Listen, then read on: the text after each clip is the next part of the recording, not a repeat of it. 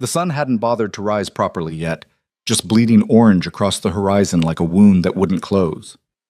Caleb Rowan rode his horse steady through the scrubland, the animal's breath coming out in small clouds, despite the Arizona heat that would hit later. He'd been riding since before dawn, which was nothing new. Running a ranch the size of his meant sleep was a luxury he'd forgotten the taste of years ago. Behind him, two of his men followed. Tom Yates, who'd been with him since the beginning, and a newer hand named Derek, whose last name Caleb couldn't recall. Didn't matter much. What mattered was the $800 Gideon Mercer owed him, 6 months overdue now, and Caleb's patience had run dry as the creek beds in August. "You really think he's got the money, boss?" Tom asked, pulling his horse up alongside Caleb's. Tom was pushing 50, with a face like worn leather and eyes that had seen too much to be surprised by anything anymore. "No," Caleb said flatly, "but I think he's got something." "Cattle? Maybe. Land deed, equipment, hell. I'll take whatever he's got that's worth something. Can't let debts slide, Tom. Word gets around that I'm soft. Every two-bit homesteader in the territory will think they can stiff me." Tom grunted his agreement. Derek said nothing, just kept his eyes forward like he was trying to prove something. Young kid, probably not even 25, still had that eager look like the West was going to make him into somebody instead of just grinding him down like everyone else. The Mercer homestead came into view about an hour later, and Caleb's jaw tightened. He'd been here once before, 3 years back when Gideon had first asked for the loan. The place had been struggling then, but at least it had looked like someone gave a damn. Now? The fences were half collapsed, the barn leaning like a drunk, and the main house looked ready to surrender to gravity. "Jesus," Tom muttered. "Place looks worse than I remember." "He's been drinking it away," Caleb said. Everyone knew Gideon Mercer had a problem with the bottle. Had for years, ever since his wife died. The question was whether he'd drunk away $800 worth of assets, or if there was still something salvageable here. They rode up to the house and dismounted. Caleb tied his horse to what was left of the hitching post and walked to the door, his boots heavy on the rotting porch boards. He knocked once, hard enough to make the door rattle in its frame. No answer. He knocked again. "Mercer, open up. We need to talk." Still nothing. Caleb glanced at Tom, who just shrugged. Derek's hand had drifted toward his pistol, which was stupid. Caleb shot him a look and the kid's hand dropped. "Gideon Mercer," Caleb's voice carried across the empty yard. "I'm not leaving until we settle this debt. You can do it the easy way or the hard way, but it's getting done today." Finally, movement inside. Shuffling footsteps, the sound of something being knocked over. The door opened a crack and Gideon's face appeared, eyes bloodshot and unfocused. He'd aged a decade since Caleb had seen him last. His hair was greasy, his beard unkempt, and he reeked of whiskey even from 3 feet away. "Rowan," Gideon slurred, "wasn't expecting you." "6 months overdue tends to bring me around," Caleb said evenly. "We gonna do this out here, or you gonna let me in?" Gideon hesitated, then pulled the door open wider. "Come on in, then. But I gotta tell you, I don't have your money." "Yeah, I figured that much." Caleb stepped inside, Tom following. Derek stayed on the porch, probably grateful to be out of the conversation. The interior of the house was worse than the outside. Empty bottles littered every surface. The place smelled like stale alcohol, unwashed bodies, and rot. Caleb's eyes adjusted to the dim light, and he saw the true state of things. Furniture broken or missing, holes in the walls, a general air of complete collapse. "Where's your daughter?" Caleb asked. He remembered Gideon mentioning a girl last time, though he'd never seen her. "Lila?" "She's around." Gideon waved a hand vaguely. "Look, Rowan, about that money." "I don't want to hear excuses," Caleb cut him off. "What have you got? Cattle? Equipment? Anything I can sell to recover the debt?" Gideon laughed, a bitter sound that turned into a cough. "Cattle? Hell, I sold the last of them 4 months ago. Drank through that money already. Equipment's all broken or sold off. There's nothing left, Rowan. Nothing but this rotting pile of wood and—" He paused, something shifting in his bloodshot eyes. "And Lila." Caleb went very still. "What?" "My daughter," Gideon said, his voice taking on a wheedling quality. "She's 18 now. Good worker. Pretty thing, too, when she's cleaned up. Worth more than $800, I'd say." The silence that followed felt like the moment before a gunshot. Caleb stared at Gideon, trying to process what he'd just heard. Beside him, Tom had gone rigid. You're not saying what I think you're saying, Caleb said slowly. I'm saying she's my asset, Gideon replied, gaining a sick kind of confidence. You want something for your debt? Take her. She can work for you. Cook, clean, whatever you need. Hell, she's young and... Stop talking. Caleb's voice was flat and cold. Right now. But Gideon, drunk and desperate and too far gone to recognize danger, kept going. Look, I know how it sounds, but this is business, right? You need to recover your money. I need to clear my debt. She's worth something, at least, more than this damn place. He turned toward the back of the house and raised his voice. Lila, get out here. Caleb's hands had curled into fists. Every instinct told him to walk out, to get on his horse and ride away from this nightmare. But he didn't move. Couldn't, somehow. Footsteps from the back room, light, hesitant, and then she appeared. The first thing Caleb noticed was how small she looked. Not in height. She was probably average, but in the way she held herself, like she was trying to take up as little space as possible. Her dress was faded and patched, hanging loose on a frame that hadn't seen enough food in too long. Dark hair pulled back in a messy braid. But it was her face that hit him like a fist to the gut. She was covered in bruises. A dark purple one spread across her left cheekbone. Her lip was split, not quite healed. And her eyes... Hazel, he noted distantly, held a wariness that made her look simultaneously younger and much, much older than 18. This is Lila, Gideon said, like he was showing off livestock. Like I said, she's a good worker, strong enough despite how she looks. You take her, we'll call the debt even. Lila kept her eyes on the floor. She didn't speak, didn't react, just stood there like she'd learned a long time ago that making herself invisible was the safest option. Caleb felt something dark and furious rising in his chest. No. No? Gideon blinked. What do you mean no? This is a good deal, Rowan. You're getting... I don't buy people, Caleb said, each word precise and hard as a hammer strike. I'm a rancher, not a slaver. Whatever you've told yourself to make this seem acceptable, it's not. Gideon's face twisted. Then what the hell do you want from me? I got nothing else. You've got her, Caleb said, nodding toward Lila. You're her father. You're supposed to protect her, not... He stopped, trying to control his anger. Not this. Protect her? Gideon laughed again, that same bitter sound. With what? I can barely keep this place standing. At least with you, she'd have food, shelter. She'd be a slave. She's an asset, Gideon's voice rose. And if you won't take her, then I'll find someone who will. There's plenty of men who'd pay good money for a girl like her. Maybe not 800, but enough to get me through. That's when Caleb moved. Not consciously, not with any plan.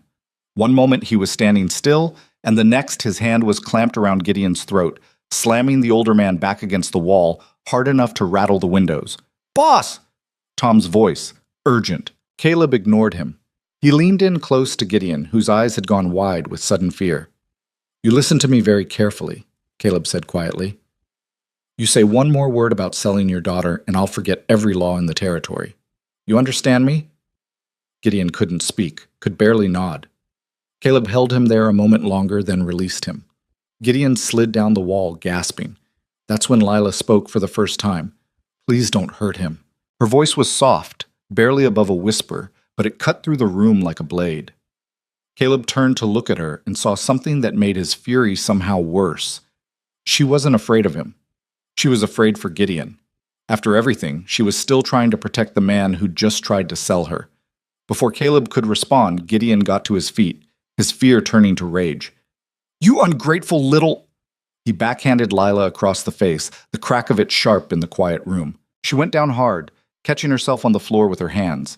Didn't cry out, didn't make a sound. Just knelt there, one hand touching her face where the new bruise was already forming. Caleb saw red. He grabbed Gideon again, hauled him up, and hit him. Once, hard, right in the face. Gideon dropped like a stone and didn't get back up, just lay there groaning. The room went quiet except for Gideon's whimpering and Caleb's heavy breathing. Tom stood in the doorway, his expression grim. Lila was still on the floor, looking up at Caleb with those two old eyes. Caleb ran a hand over his face, trying to think. Every instinct told him to leave, to walk away from this mess. But if he did, what would happen to her? Gideon would sell her to someone else, someone who wouldn't have any problem with it.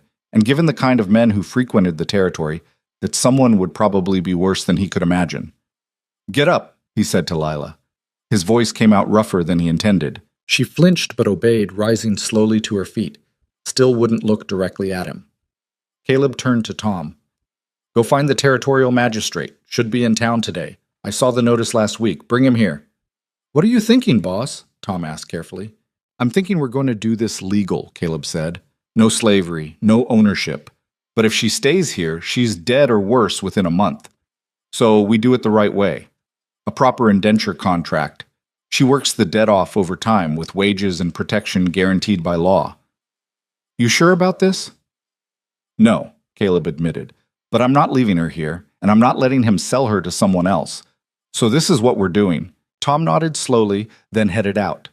Derek would stay, presumably to make sure Gideon didn't cause more problems. Caleb looked at Lila again. She was standing very still, like a deer trying to decide whether to bolt. Did you hear what I said? About the indenture? A small nod. You understand what that means? You'd work at my ranch for a set number of years, 5 probably, to clear the debt. You'd get room and board, and I'd pay you a small wage on top of that. It's legal, it's binding, and at the end of it, you'd be free with money in your pocket. But you'd have to work. It's not easy on a ranch. I can work, she said quietly. First full sentence he'd heard from her. I'm sure you can. He paused, trying to figure out how to say the next part. I'm not him. He gestured at Gideon, still sprawled on the floor. I'm not going to hit you, not going to touch you at all except as an employer to an employee. You'll have your own space, your own privacy. There are other women on the ranch. My cook, Rosa, she'll look after you. And my daughter, Molly. She's 7. You'll be safe there. You understand? Another nod. But her eyes said she didn't believe him. Not really. Couldn't blame her for that. They waited in uncomfortable silence for Tom to return. It took almost 2 hours. Gideon regained consciousness about halfway through and started to protest, but one look from Caleb shut him up. Lila didn't move from her spot near the wall, didn't ask for water or food, just stood there like she'd learned to make herself invisible. Finally, hoofbeats outside. Tom returned with Magistrate Holloway, a thin man with wire-rimmed spectacles and the perpetually tired expression of someone who'd seen too much of humanity's worst. Rowan, Holloway greeted, stepping inside and immediately wrinkling his nose at the smell. Tom here tells me you need a contract drawn up? Indenture agreement, Caleb confirmed. 5 years of labor to satisfy an $800 debt with guaranteed wages, room, and board. Holloway's gaze moved from Caleb to Gideon to Lila, and understanding crossed his face. He'd probably seen situations like this before. And all parties are agreeable to these terms? I am, Caleb said. She don't get a choice, Gideon muttered from the floor. She's my daughter. She's 18, Holloway interrupted. Old enough to sign a contract on her own behalf. So yes, she does get a choice. He looked at Lila. Young lady, do you understand what's being proposed here? Lila's voice was steady despite everything. I work for Mr. Rowan for 5 years. He pays me and gives me a place to stay. After 5 years, the debt is cleared and I'm free. That's correct. And you're agreeing to this of your own free will? She glanced at her father, then back at Holloway. Something shifted in her expression. Not hope, exactly, but a kind of desperate calculation. Yes, then let's make it official. Holloway pulled out the necessary paperwork from his satchel. He was prepared for this kind of thing. Indenture contracts weren't uncommon in the territory, though usually they involved families trying to get out of debt rather than whatever this was. The contract was drawn up right there on Gideon's broken table. Caleb read through it carefully, making sure the terms were clear. 5 years of labor, $50 per year and wages paid quarterly, room and board provided, and specific language about her rights and protections as an indentured worker. It wasn't perfect, but it was legal, and it was better than the alternative. Lila signed with a shaky hand. Caleb signed.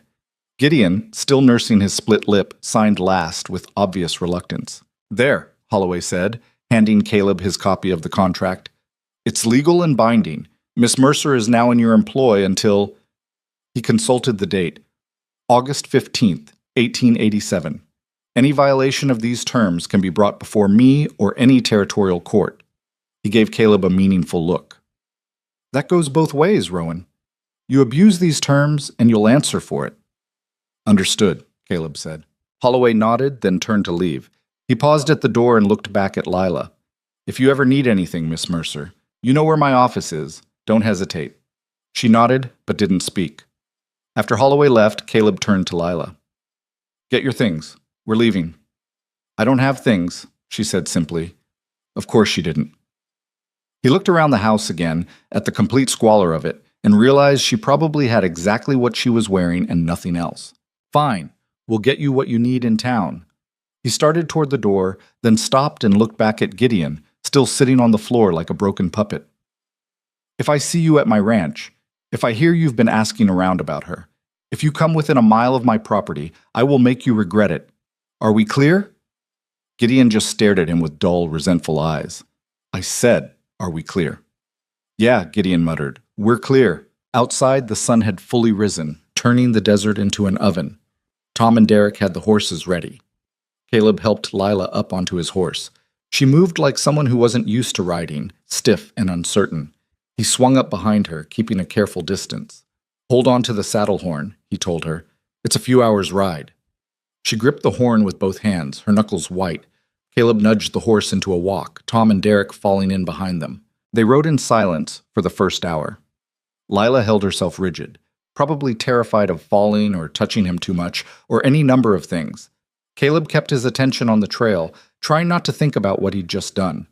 He'd taken responsibility for another person's life, someone damaged and scared and completely dependent on him now. What the hell was he thinking? "We'll stop in town first," he said finally, more to break the silence than anything. "Get you some proper clothes, some supplies, then we'll head to the ranch. It's a few hours past town." "Okay." Her voice was small. "Rosa, that's my cook. She's going to help you get settled. And my daughter Molly, she'll be excited to meet you. She's at that age where she's curious about everything. Just fair warning." Lila didn't respond to that. Caleb let it drop. Town was Mesquite Flats, a dusty collection of buildings that served the surrounding ranches and homesteads.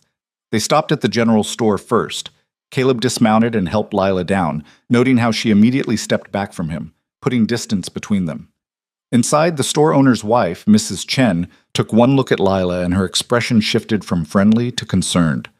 "Oh, honey," she said quietly, "what do you need?" "Clothes," Caleb said. "Work clothes, a couple of dresses, boots, whatever else a young woman needs. I'll pay for it." Mrs. Chen didn't ask questions, just nodded and led Lila toward the back where the ready-made clothing was kept. Caleb waited at the counter, aware of the stares from the other customers. Small towns. Everyone knew everyone else's business. Tom came up beside him. "You know people are going to talk. Let them talk. They're going to say you bought yourself a girl." "Then they're wrong," Caleb said flatly. "I hired an employee to work off a debt. That's all." Tom didn't look convinced, but he dropped it. After about 20 minutes, Mrs. Chen emerged with Lila, who was now carrying a bundle of clothes. She'd also been given a quick wash, Caleb noticed. The worst of the dirt was gone from her face, though the bruises stood out even more now. "I put it all on your account, Mr. Rowan," Mrs. Chen said, "and I threw in some other things she'll need, hairbrush, soap, that sort of thing." "Thank you." Caleb handed her some extra money. "For your discretion." Mrs. Chen pocketed it with a knowing look. "Honey," she said to Lila, "you take care of yourself. If you ever need anything, and I mean anything, you come see me, understand?" Lila nodded, clutching her bundle. They left town and headed west, toward the ranch. The landscape gradually shifted from flat scrubland to rolling hills, with mountains visible in the distance. It was beautiful in a harsh, unforgiving way. Caleb loved this land, had built his whole life on it. Now he was bringing someone into that life who'd been given no choice in the matter, not really. Some choice. Stay with your drunk father who beats you, or come work for a stranger for 5 years. "What's it like?" Lila asked suddenly. "Your ranch?" It was the first unprompted thing she'd said. Caleb took it as a good sign. "Big. About 2,000 acres. We run cattle mostly, some horses. Got about 15 men working for me, plus Rosa, and a couple others who handle the domestic side. Main house is solid. I built it myself 7 years ago after my wife died. There's a bunkhouse for the single men, a separate cottage for Rosa, and you'll have a room in the main house. With your daughter." "Near her, yes. I want Rosa close by too in case you need anything." "Why?" The question caught him off guard. "Why what?" "Why do you care? Why not just—" She trailed off. Why not just treat you like property, since that's what your father wanted? Caleb said bluntly. Because I'm not him. Because I was raised to believe people aren't things you own. And because I have a daughter, and if anything ever happened to me, I'd want someone to look after her the way I'm going to look after you. Lila was quiet for a long moment.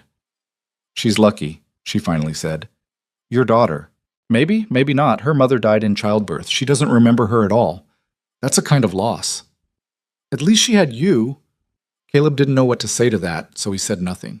The ranch came into view as the sun was starting to dip toward the western horizon. The main house stood solid against the landscape, 2 stories of wood and stone with a wide porch wrapped around the front. The barn was off to the left, the bunkhouse to the right. Corrals and fencing spread out in every direction, and Caleb could see his cattle grazing in the distance. This is it, he said. The Rowan Ranch. They rode up to the house and Caleb dismounted, then helped Lila down.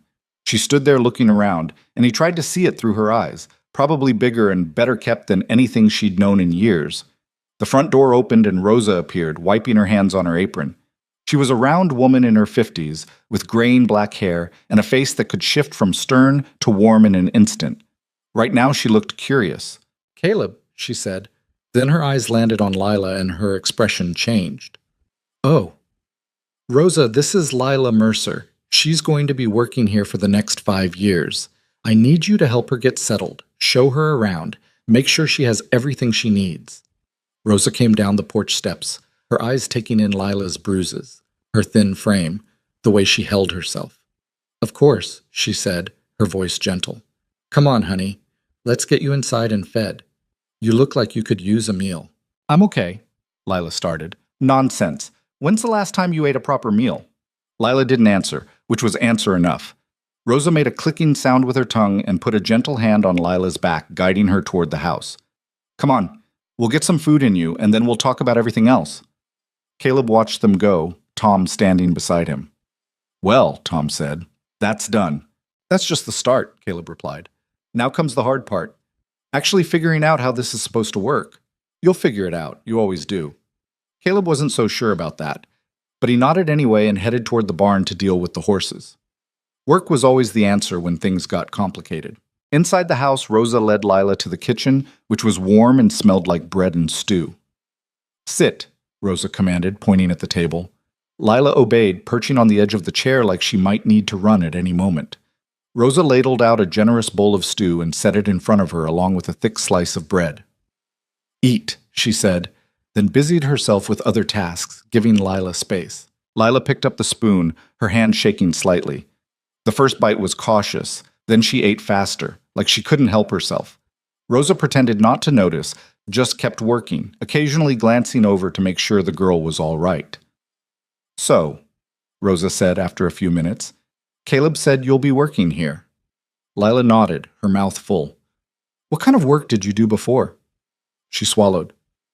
Everything, cooking, cleaning, tending animals, whatever needed doing. Well, there's plenty of that here. But we'll take it slow at first, let you get your strength back. You're all skin and bones, honey. No offense. None taken.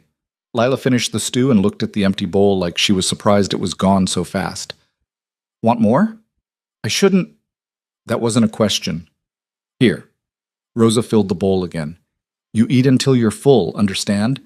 We don't starve people in this house. Lila ate the second bowl slower, and by the end of it, some of the tension had left her shoulders. Rosa poured her a cup of water and sat down across from her. Now, Rosa said, her voice kind but firm, I'm going to tell you how things work around here, and I want you to listen carefully. Caleb Rowan is a good man. He's fair, he's honest, and he doesn't tolerate disrespect toward anyone who works for him. You'll work hard here, that's expected, but you'll be treated right. You have your own room, your own space, and nobody touches that without your permission. The ranch hands know better than to cause problems, but if anyone gives you trouble, you come tell me or Caleb immediately. We don't put up with that kind of thing. Understand? Bal Abdasan. Lila nodded slowly. Good. Now, you'll take your meals with me and Molly, that's Caleb's daughter, in the kitchen mostly, though sometimes we all eat together in the dining room. Your work will be a mix of things. Helping me in the house, doing laundry, probably helping with the garden, maybe some ranch work if you're interested and capable. We'll figure it out as we go. You'll have Sundays mostly free, and you'll get your wages quarterly just like the contract says. Caleb keeps his word about things like that. Okay, Lila said quietly. One more thing. Rosa leaned forward, her eyes serious. Whatever happened to you before you got here, that's over now. You're safe here. I know you probably don't believe that yet, and that's fine. Trust has to be earned. But I'm telling you the truth, and eventually, you'll see it for yourself. Lila's eyes welled up suddenly, and she looked away, blinking hard. Rosa reached across the table and patted her hand gently. It's all right to cry, honey. You've earned it. But you're going to be all right. I promise you that. Before Lila could respond, a small whirlwind burst into the kitchen. A little girl with blonde braids and her father's blue eyes, wearing a dress that had clearly seen some rough play. Rosa, Papa's back and he brought someone. Molly stopped short when she saw Lila, her eyes going wide. Oh, hello. Are you the new person? Papa didn't say you'd be here today. I'm Molly. I'm 7 3/4. What's your name? Molly, breathe, Rosa said with fond exasperation. This is Lila. She's going to be working here and living with us. And before you ask a million questions, give her some space. She's had a long day. Okay, Molly said, but she was practically vibrating with curiosity. Do you like horses? I have a pony named Buttons. Do you want to meet him? He's really nice. Do you know how to ride? Rosa's teaching me, but I'm not very good yet. Do you? Molly. Right, space. Sorry. But Molly sat down at the table anyway, chin in her hands, staring at Lila with open fascination. Despite everything, Lila felt the tiniest hint of a smile. I've never had a pony. Really? Never? That's so sad. You can share Buttons if you want. He likes everyone except when he's being stubborn, which is sometimes. But mostly, he's good. And just like that, Molly launched into a detailed explanation of Button's personality, habits, and opinions on various ranch activities.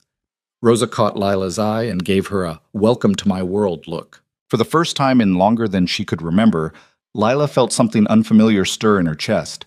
Not happiness. That was too much to hope for. But maybe the distant possibility of safety. Maybe the faint outline of something that could, eventually, feel like home. Outside, Caleb leaned against the barn door, watching the house. He could hear Molly's excited chatter even from here, could imagine Rosa trying to wrangle her while making sure Lila didn't bolt like a scared animal. Tom came up beside him. You did a good thing today. Did I? Or did I just make everything more complicated? Can it be both? Caleb laughed, a short, tired sound. Yeah, I guess it can. He pushed off the barn door and headed toward the house.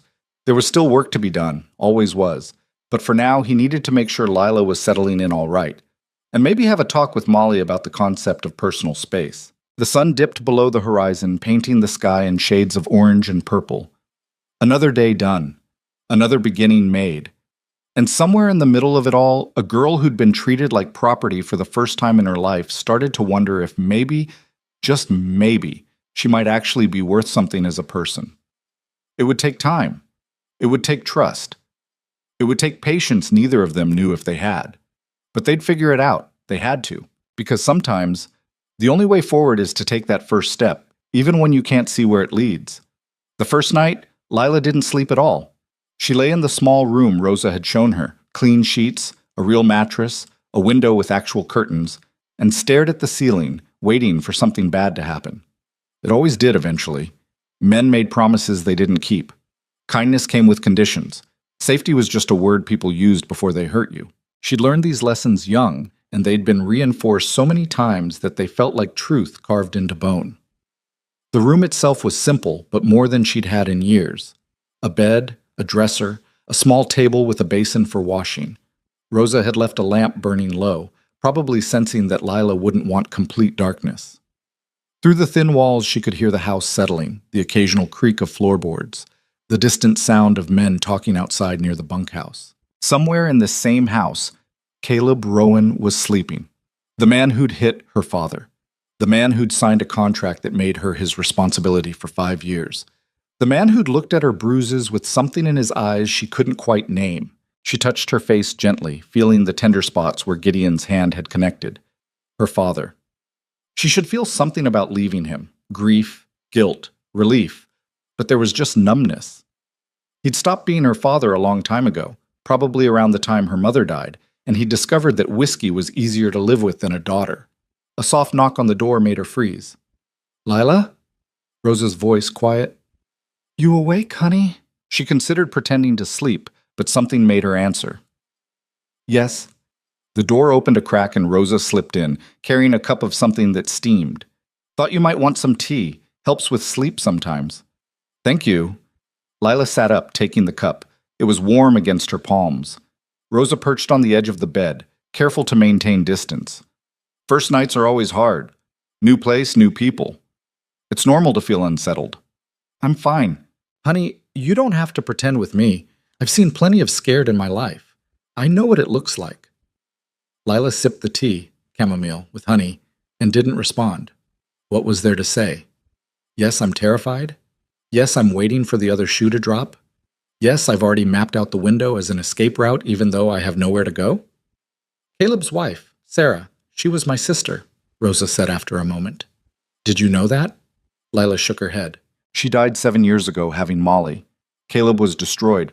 I thought he might just give up entirely, but he didn't. He had Molly to take care of, and he threw himself into this ranch like a man possessed, built it from nothing into what it is now. Rosa's voice was soft with memory. I'm telling you this because I want you to understand something. Caleb knows what it's like to lose everything. He knows what it feels like when the world takes more than you can afford to give. He's not perfect. No man is. But he's decent. And decent is rare enough that you should recognize it when you see it. Why are you telling me this? Because I saw how you looked at him today, like he was a snake that might strike. And I'm telling you, he's not. Give him a chance to prove it. After Rosa left, Lila lay back down and eventually drifted into an uneasy sleep. She dreamed of her mother, not the sick, wasted version from the end, but the strong woman who used to braid her hair and sing while cooking. In the dream, her mother was trying to tell her something important, but the words kept dissolving before Lila could understand them. She woke to dawn light streaming through the window and the sound of roosters crowing. For a disorienting moment, she forgot where she was. Then memory crashed back. The ranch, the contract, 5 years. Someone was knocking again. Lila? Breakfast is ready, Molly's voice bright with morning energy. Lila dragged herself out of bed, splashed water on her face, and tried to make herself presentable. The clothes Mrs. Chen had picked out were plain but sturdy.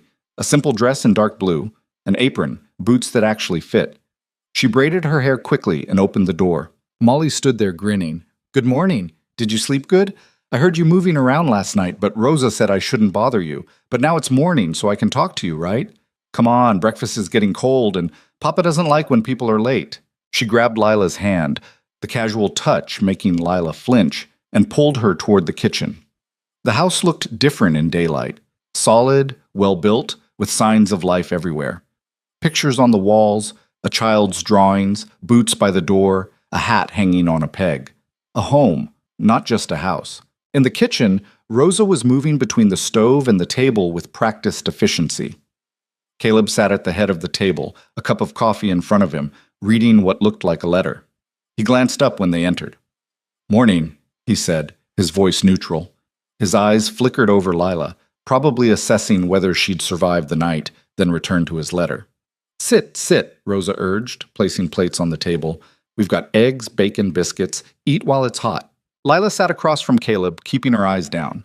Molly plopped into the chair beside her and immediately started talking about the day's plans. Something about helping feed the chickens, and maybe writing buttons if Papa said it was okay. The food was good. Better than good. Lila tried not to eat too fast, conscious of Caleb's presence across the table. He ate methodically, still reading his letter, occasionally responding to Molly's chatter with a grunt or a word. So, he said finally, folding the letter and looking at Lila directly. Rosa's going to show you around today, explain how things work around here. Tomorrow you can start with light duties, helping in the kitchen, maybe the garden, if you're up for it. We'll see how you handle it before adding more. I can handle anything, Lila said, the words coming out sharper than she intended. Caleb raised an eyebrow. I'm sure you can, but you're underweight and recovering from... He gestured vaguely at her face. Everything.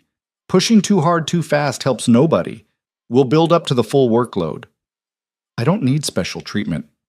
It's not special treatment. It's common sense. His tone was matter-of-fact, not unkind. You're no good to me if you collapse from exhaustion or malnutrition. So we do this smart. Lila wanted to argue but couldn't find the angle. He wasn't wrong, and fighting him on this seemed pointless. Fine. Good. He stood, draining the last of his coffee. I've got work to do. Rosa, make sure she knows where everything is. And Lila? He paused at the doorway. If any of the men give you trouble, you tell me immediately. Don't handle it yourself. Don't ignore it. You tell me. Understood? Yes, sir. Something flickered in his expression at the "sir," but he just nodded and left. Through the window, Lila watched him stride toward the barn, his movements purposeful and controlled. A man who knew exactly what he was doing and didn't waste time second-guessing. He's always like that in the mornings, Molly said cheerfully. All business, but he's nicer at dinner. Sometimes he even tells jokes, though they're not very good. Molly, finish your breakfast, Rosa said, but she was smiling. The morning was spent on a tour of the ranch. Rosa showed her the vegetable garden, the chicken coop, the smokehouse, the root cellar. Explained the daily routines, the weekly schedules, who did what and when. The ranch ran like a well-oiled machine, everyone with their role, everything in its place. Caleb's particular about organization, Rosa explained as they walked past the corrals where several hands were working with horses. Says chaos in a ranch leads to accidents and lost money, so we keep things orderly. They passed close enough to the corral that Lila could hear the men talking. One of them, a younger cowboy with sandy hair, glanced over and his eyes lingered on her in a way that made her skin crawl. He elbowed the man next to him and said something Lila couldn't hear, but both of them laughed.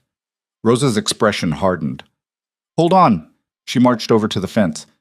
Jack Brennan, you got something funny to share with the whole ranch? Jack's smile faded. No, ma'am. Just talking. Well, you can talk less and work more.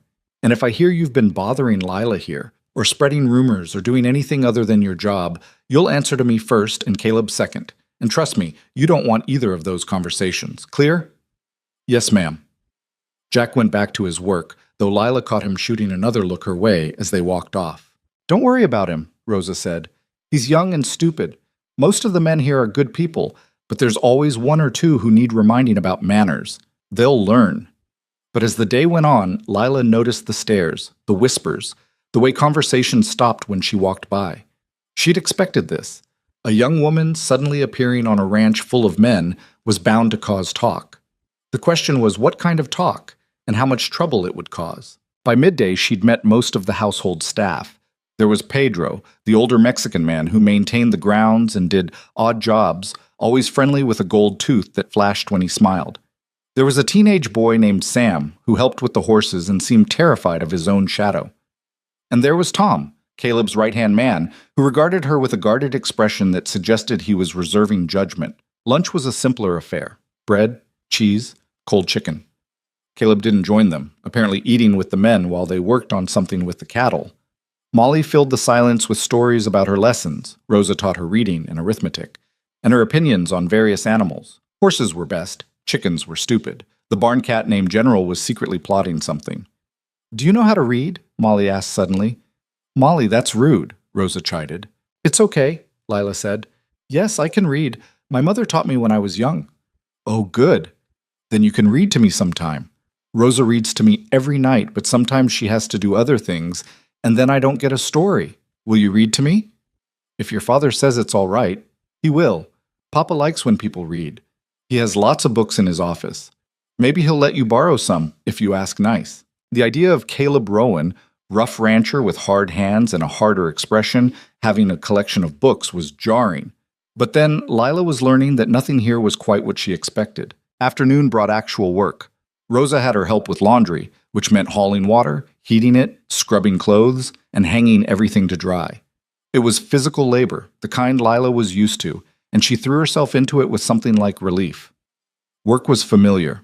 Work had rules. Work didn't require navigating complicated social dynamics or trying to figure out what people wanted from her. You don't have to do it all in one day, Rosa said at one point, watching Lila scrub a shirt with fierce intensity. I'm fine. You keep saying that. Doesn't make it true. Lila paused, her hands red from the hot water and harsh soap. What do you want me to say? That I'm scared? That I don't know what I'm doing here? That every time someone is nice to me, I'm waiting for them to ask for something in return? Rosa's expression softened. I want you to say whatever you're actually feeling instead of pretending everything is fine when we both know it's not. But I know that's asking a lot. So for now, I'll settle for you not working yourself to death on your second day here. They finished the laundry together in silence, then hung it on the lines that stretched between two posts behind the house. The afternoon sun would dry it quickly. In the distance, Lila could see riders moving across the landscape, small figures against the vastness of the territory. One of them broke away from the group and headed toward the house. Even from far away, she recognized Caleb's posture in the saddle. "He'll want coffee," Rosa said. "Come on, I'll show you how he likes it." In the kitchen, Rosa ground beans and showed Lila the precise measurements Caleb preferred. "He's particular about his coffee. Says most people make it either too weak or too bitter. This is how Sarah used to make it, and he hasn't changed since." Caleb came in through the back door a few minutes later, dusty and tired looking. He nodded at them both, hung his hat on a peg, and sat at the table. Rosa poured him a cup, and he took a long drink before speaking. "How'd today go?" "Good," Rosa replied. "Lila's a hard worker. Maybe too hard. Had to stop her from doing 3 days' worth of laundry in one afternoon." Caleb's eyes shifted to Lila. "Pace yourself. This isn't a race." "I know how to work," Lila said, defensive despite herself. "I don't doubt that. But there's a difference between knowing how to work and working smart. You burn yourself out in the first week, you're useless for the next month. I need consistency, not martyrdom." Before Lila could respond, Molly burst in from outside, covered in dirt and grinning. "Papa, you should see what General did. He caught a mouse this big." She spread her hands in wild exaggeration. "And then he brought it to the porch like he wanted to show off." "That's wonderful, sweetheart. Now go wash up for dinner." "But Papa—" "Wash up." Molly sighed dramatically, but obeyed, trudging toward the washroom with exaggerated reluctance. Caleb watched her go with a slight smile, the first real softness Lila had seen from him. "She's got your stubbornness," Rosa observed. "She's got Sarah's spirit. The stubborn is all her own." He finished his coffee and stood. "I need to wash up too. Dinner in an hour?" "Yes." After he left, Rosa started preparing dinner.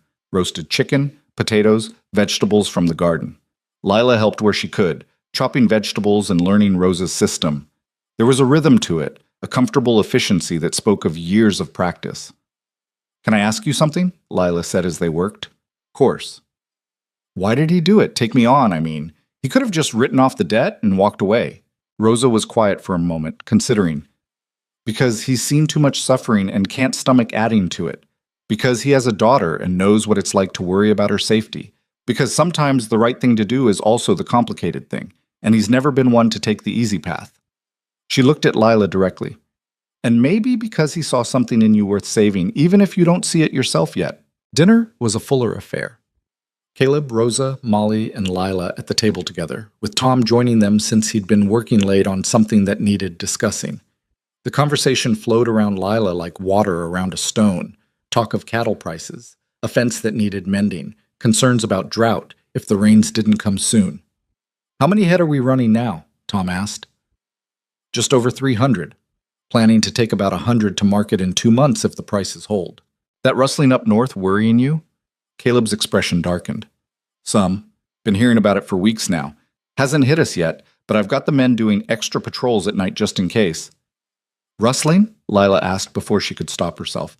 Everyone looked at her. She immediately regretted speaking. "Cattle thieves," Tom explained.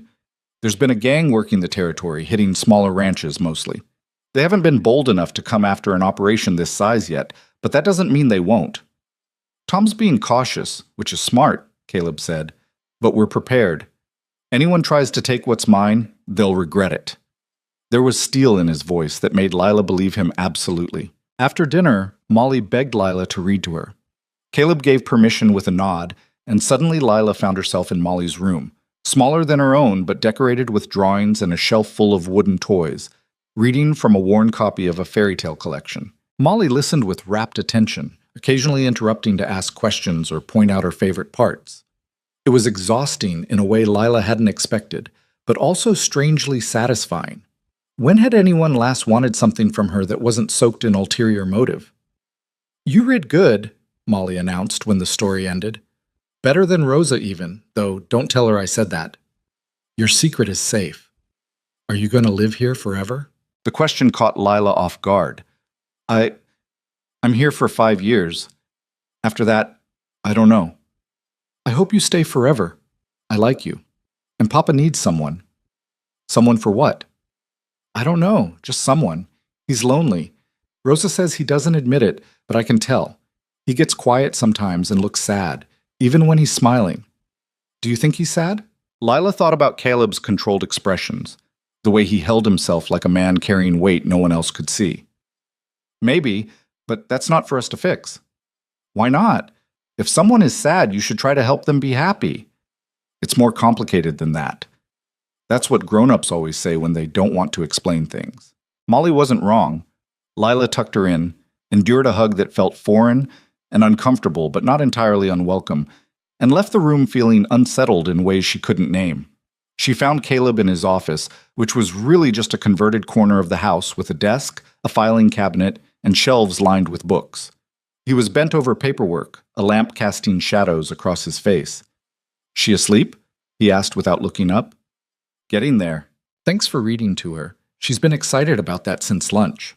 Lila lingered in the doorway, unsure if she should leave or speak. Finally, she said, "Can I ask you something?" "Go ahead." "What happens if I can't do this? If I can't handle the work or fit in here or whatever?" Caleb set down his pen and looked at her properly. "You asking if I'm going to send you back to your father?" "I don't know what I'm asking." He leaned back in his chair. "You signed a contract, so did I. That means we both have obligations. Mine is to provide fair work, fair wages, and safe conditions. Yours is to fulfill the labor terms. As long as you're making a genuine effort, we'll make it work. If you're struggling, we adjust. If you need help, we provide it. That's how this operates. And if I run, Why would you run? You have nowhere to go and no money to get there. Running would be stupid." He paused. "But if you did, I'd come looking. Not to hurt you, but because that contract makes you my legal responsibility. If something happened to you out there, it would be on my head. So we'd have a conversation about why you felt the need to run, and we'd figure out a solution that didn't involve you risking your neck in the desert." It wasn't the answer she expected, not a threat, not a dismissal, just practical honesty.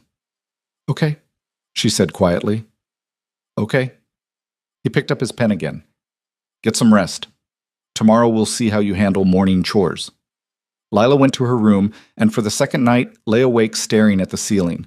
But this time the fear was slightly less sharp. The waiting for something bad felt a little less certain. Maybe Rosa was right. Maybe decent did exist, and maybe she was seeing it. The days began to blur into a routine. Wake before dawn, help Rosa with breakfast, clean the kitchen, work in the garden, do laundry, help with dinner, read to Molly, collapse into bed exhausted. The work was hard but manageable, and Lila found herself growing stronger. The bruises faded. Her clothes started to fit better as Rosa's cooking put meat on her bones. The ranch hands remained a mixed group. Some ignored her completely. Some were friendly in a distant way. A few, like Jack Brennan, watched her with eyes that made her uncomfortable. But whenever Jack got too bold with his looks or comments, either Tom or Caleb would materialize nearby, and he'd remember himself. 2 weeks in, Lila was hanging laundry when she heard raised voices from the barn. She recognized Caleb's tone, low and dangerous, and another man's voice, defensive. "I was just talking to her. You were making her uncomfortable. There's a difference. She didn't say nothing about it." "She shouldn't have to. You should have enough sense to recognize boundaries without having them spelled out." Lila moved closer, staying out of sight. Through the barn door crack, she could see Caleb facing off with Jack, who looked sullen and angry. "I didn't mean nothing by it," Jack muttered. "Don't care what you meant. Care about what you did. You want to work here, you treat everyone with respect. That includes Lila. She's not here for your entertainment or your speculation. She's here to work, same as you. You can't manage that basic level of decency. You can find employment elsewhere. You can't fire me over this. I can fire you over anything I want. This is my ranch. But I'm giving you a warning instead because Tom says you're a decent hand when you keep your head on straight. So consider this your one chance. Clear?" Jack's jaw worked, but he nodded. "Clear." "Good. Now get back to work."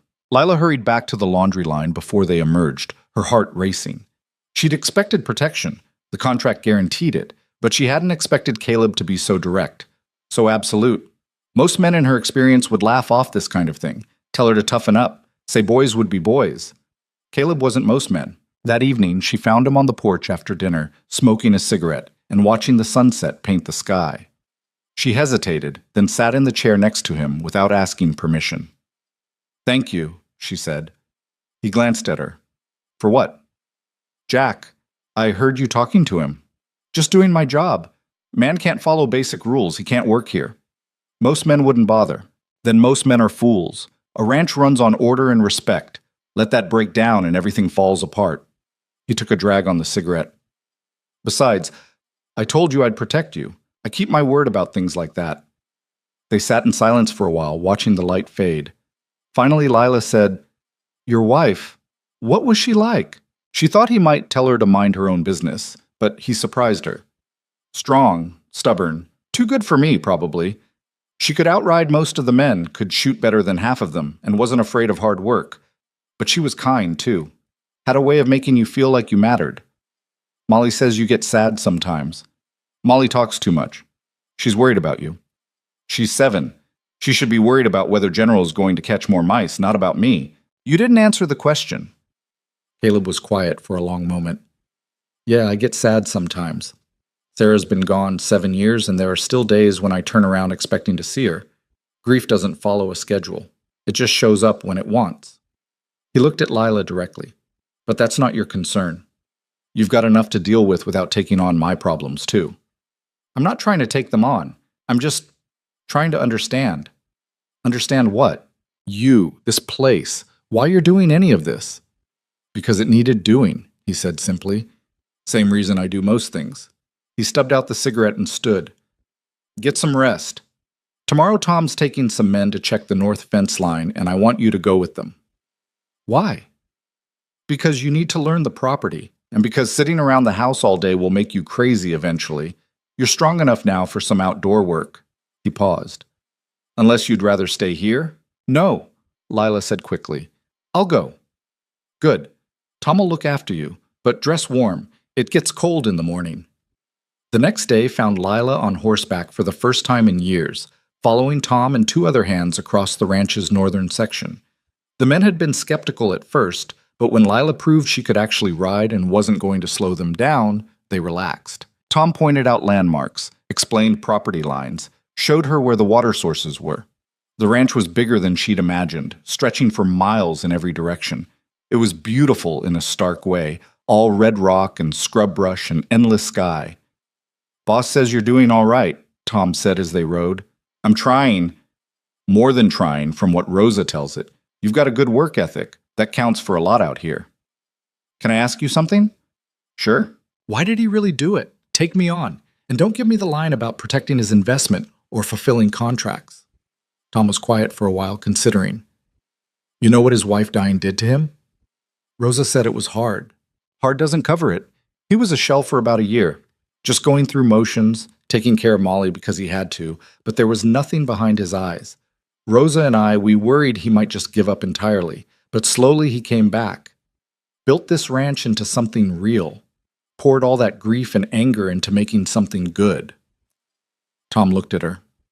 "When he saw what your father was trying to do to you, I think it hit something deep. Made him remember what it's like to be powerless. And Caleb Rowan hates feeling powerless." Well, all right, you were, Mom. "So I'm what? A project?" "No, you're a person in a bad situation who needed help. And he was in a position to give it. Not everything has a complicated reason. Sometimes people just do the right thing because they can." They rode in silence after that, checking fence posts and looking for signs of damage or rust. It was peaceful work, and Lila found herself relaxing in a way she hadn't since arriving. On the ride back, they spotted a group of riders in the distance. Tom went tense immediately, one hand dropping to his rifle. "What is it?" Lila asked. "Don't know yet. Could be nothing. Could be trouble." He turned to the other men.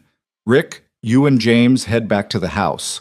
Let the boss know we've got visitors. Lila and I will wait here, see what they want." Rick and James took off at a gallop. Lila's heart hammered as the riders approached. There were 5 of them, rough-looking men with hard faces and well-worn guns. The leader pulled up about 20 feet away. He was older, maybe 50, with a scar running down one side of his face. "This Rowan land?" "It is," Tom said carefully. "Can we help you gentlemen with something?" "Just passing through. Heard this was a good ranch. Thought we might stop by, see if Rowan was hiring." "Best to go to the house for that." Boss handles all the hiring decisions. That's so? The man's eyes drifted to Lila, lingering in a way that made her skin crawl. Pretty thing you got there. She come with the ranch? Tom's voice went cold. She's an employee, same as everyone else, and she's none of your concern. Just making conversation. But the man smiled in a way that said he wasn't just making conversation at all. Before things could escalate further, hoofbeats announced more riders. Caleb, with Rick, James, and 3 other hands. He took in the scene at a glance and positioned his horse between Lila and the strangers. You men lost? Caleb's voice was calm but carried an edge. Not lost, just looking for work. We're not hiring. Nearest town is 3 hours east. Try there. Shame. Heard good things about this place. You heard right.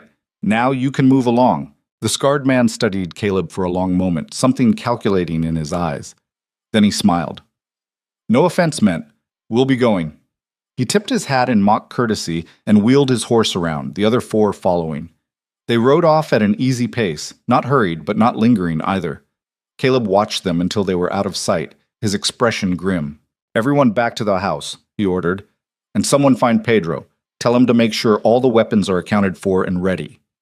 You think they're trouble? Tom asked. I think 5 armed men don't just wander onto private property to ask about work.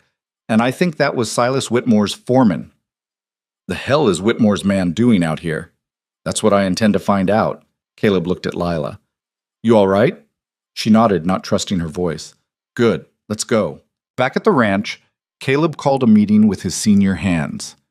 Lila helped Rosa prepare coffee while the men gathered in the main room, their voices low and serious. Whitmore's been trying to buy me out for 2 years, Caleb was saying. Wants to expand his operation, figures my land would be perfect for it. I've turned him down every time. You think he'd resort to intimidation? Tom asked. I think Silas Whitmore is a businessman who doesn't like hearing no, and I think sending his foreman to scope out my property is a message. What kind of message? The kind that says he's not done trying. The meeting broke up with plans for increased patrols and a trip into town to speak with the sheriff. Lila watched from the kitchen doorway as the men dispersed, each going to their tasks with grim purpose. Caleb found her later in the garden, where she was pulling weeds with more force than necessary. Heard you handled yourself well today. I didn't do anything. You didn't panic. That's something. He sat on the garden wall watching her work. I'm sorry you got dragged into that. Those men, they're the kind who don't respect much of anything, including women. I've dealt with worse. I know. Doesn't mean you should have to keep dealing with it. Leela sat back on her heels, looking at him. What's going to happen? With Whitmore, I mean. I don't know yet. But whatever it is, we'll handle it. This ranch has survived worse than one greedy businessman and his thugs. You really believe that? I have to. Built this place from nothing. I'm not letting anyone take it without a fight. He stood, offering her a hand up. Come on. Rosa's making pot roast for dinner, and she gets offended if people are late. Lila took his hand, the first time she'd voluntarily touched him, and let him pull her to her feet. His hand was calloused and warm, and he released her as soon as she was standing.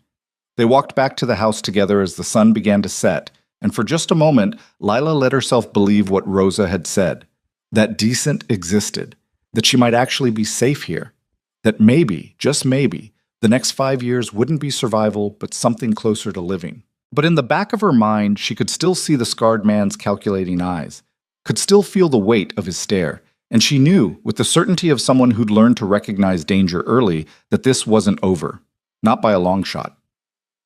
The trouble started small, the way it always does. 3 days after the encounter with Whitmore's men, one of the water troughs in the east pasture was found smashed. Tom called it an accident, maybe a spooked horse. Caleb didn't argue out loud, but Lila saw the way his jaw tightened when he inspected the damage. 2 days after that, a section of fence came down in the night. Could have been the wind, Pedro suggested, though the rest of the fence held just fine. Caleb ordered it repaired and doubled the night patrols. Then the feed storage shed door was found wide open one morning, half the grain spilled across the ground. Sam swore he'd locked it the night before, and Lila believed him.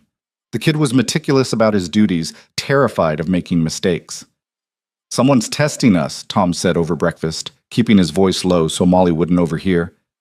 Seeing how we react. Or they're trying to make us paranoid, Caleb replied, but his eyes were hard. Either way, We don't give them the satisfaction. We stay alert, we stay prepared, and we don't let it interfere with the work. But the tension was getting to everyone. The ranch hands were jumpy, snapping at each other over small things. Rosa's cheerfulness became forced. Even Molly sensed something was wrong, asking why Papa looked so serious all the time. Lila kept her head down and worked. It was what she knew how to do, the only thing that made sense when everything else felt unpredictable. She scrubbed floors until her hands were raw, weeded the garden until her back screamed, helped Rosa with cooking and cleaning and laundry until exhaustion dragged her under each night. "You're going to work yourself sick," Rosa warned one afternoon, watching Lila beat a rug with unnecessary violence. "I'm fine. Stop saying that when we both know it's not true." Lila paused, the beater hanging loose in her hand. "What do you want me to say? That I'm scared? That every time something happens around here, I'm waiting for someone to decide it's my fault? That I keep thinking if I just work hard enough, maybe I'll be worth the trouble I'm causing?" Rosa's expression softened. "Oh, honey, you're not causing trouble. You're just here, living your life. That's not the same thing. Tell that to whoever's out there making problems. Those problems have nothing to do with you. This is about Caleb and Whitmore and stubborn men playing power games. You're just caught in the middle." But being caught in the middle had never been safe in Lila's experience. Middle meant you got hit from both sides, blamed by everyone and protected by no one. That night she couldn't sleep. The house was too quiet, or maybe she'd just become too aware of every sound. Around midnight, she gave up and went to the kitchen for water. Caleb was already there, sitting at the table in the dark with a glass of whiskey. "Can't sleep either?" he asked without turning around. "No, sir." "Stop calling me sir, makes me feel old." He gestured at the chair across from him. "Sit if you want." Lila hesitated, then sat. Up close, she could see how tired he looked. Lines around his eyes deeper than usual, tension in his shoulders that never fully left. "You think something bad is coming," she said. Not a question. "Yeah." He took a drink. "Question is when and how bad." "What will you do?" "Whatever I have to." He looked at her properly then. "You're scared." "I'm always scared. I've just gotten good at hiding it." "That's a hell of a way to live." "It's the only way I know." Caleb was quiet for a moment, turning the glass in his hands. "When Sarah died, I thought I'd never feel anything again except empty. Took care of Molly because I had to, ran the ranch because it was there. But I was just going through motions, you know? Then one day I woke up and realized I was angry, furious actually, at her for dying, at myself for not being able to save her, at the whole damn universe for being so arbitrary and cruel." "Why are you telling me this?"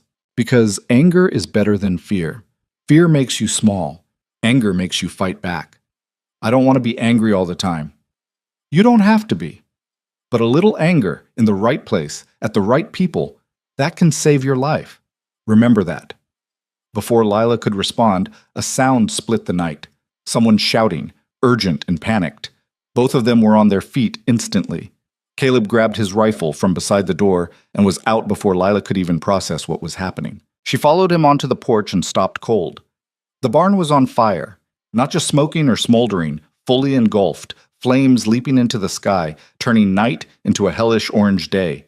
Men were already running from the bunkhouse, some still pulling on boots, all shouting at once. "Get the horses out!" Caleb's voice cut through the chaos like a knife. "Tom, organize a bucket line from the well. Pedro, wake everyone who's not up yet. Move!" The next hour was chaos and smoke and heat. Lila found herself in the bucket line, passing water hand to hand while the men fought to keep the flames from spreading to the other buildings. The horses were led out one by one, wild-eyed and terrified. The cattle in the nearby pens were bellowing in distress. Through it all, Caleb was everywhere, directing men, pulling burning beams aside with his bare hands, his face black with soot. Tom was right beside him, both of them refusing to stop even as the fire raged. By the time they got it under control, dawn was breaking. The barn was a skeletal ruin, still smoking, the smell of burned wood and hay choking the air. 3 horses had been lost, trapped in their stalls before anyone could reach them. Equipment was destroyed, months of stored feed gone. The men stood around exhausted, faces streaked with ash and sweat. Molly had been kept in the house with Rosa, both of them watching from the windows with terrified expressions. Caleb stood in front of the ruins, his hands blistered and bleeding, his expression carved from stone. Tom approached him carefully. Boss, we found something. He held up a bottle, the kind used for kerosene, with a rag stuffed in the top. A Molotov cocktail that hadn't quite worked right, kicked aside in the panic. This wasn't an accident, Tom said unnecessarily. Caleb took the bottle, examined it, then very carefully set it down. When he spoke, his voice was terrifyingly calm. Get Derek and James. We're riding to town. What are you going to do? Have a conversation with Silas Whitmore, and depending how that goes, possibly with the sheriff. Caleb, you can't just... They burned my barn, Tom. Killed my horses. Could have burned the whole ranch down. Could have killed people in their sleep. So, yeah, I can just... And I will. Tom knew better than to argue when Caleb got that tone. He nodded and went to gather the men. Lila approached Caleb carefully. He looked at her and something in his expression shifted. Still angry, but also concerned. You hurt? No, just smoke. You should let Rosa look at your hands. Later, he glanced at the ruined barn. I need you to do something for me. What? Stay with Molly today. Keep her occupied, keep her calm. Rosa's going to have her hands full managing things here. Can you do that? Yes. Good. He started toward the house, then paused. Lila, if anyone comes to the ranch while I'm gone, anyone you don't know, you take Molly and you hide. There's a root cellar behind the kitchen. You know it? Yes. Go there. Bar the door from inside. Don't come out until you hear my voice, or Tom's. Understand? The fear in his eyes, quickly masked, told her this was more serious than she'd thought. I understand. Good. He went to clean up and change while the men saddled fresh horses. Lila found Molly in the kitchen, pressed against Rosa's side, her eyes red from crying. Is Papa going to be okay? Molly asked in a small voice. He's going to be fine, Lila said, hoping it was true. He's just going to town to talk to some people. About the fire? About the fire. Someone did it on purpose, didn't they? I heard the men talking. Lila glanced at Rosa, who nodded permission. Yes. Someone started it on purpose. Why would someone do that? Because some people are bad. And they do bad things for bad reasons, but your papa is going to make sure they can't do it again. Molly processed this with the seriousness of a child trying to understand an adult world. Is that man with the scar going to come back? So she'd seen them that day. Of course she had. Molly noticed everything.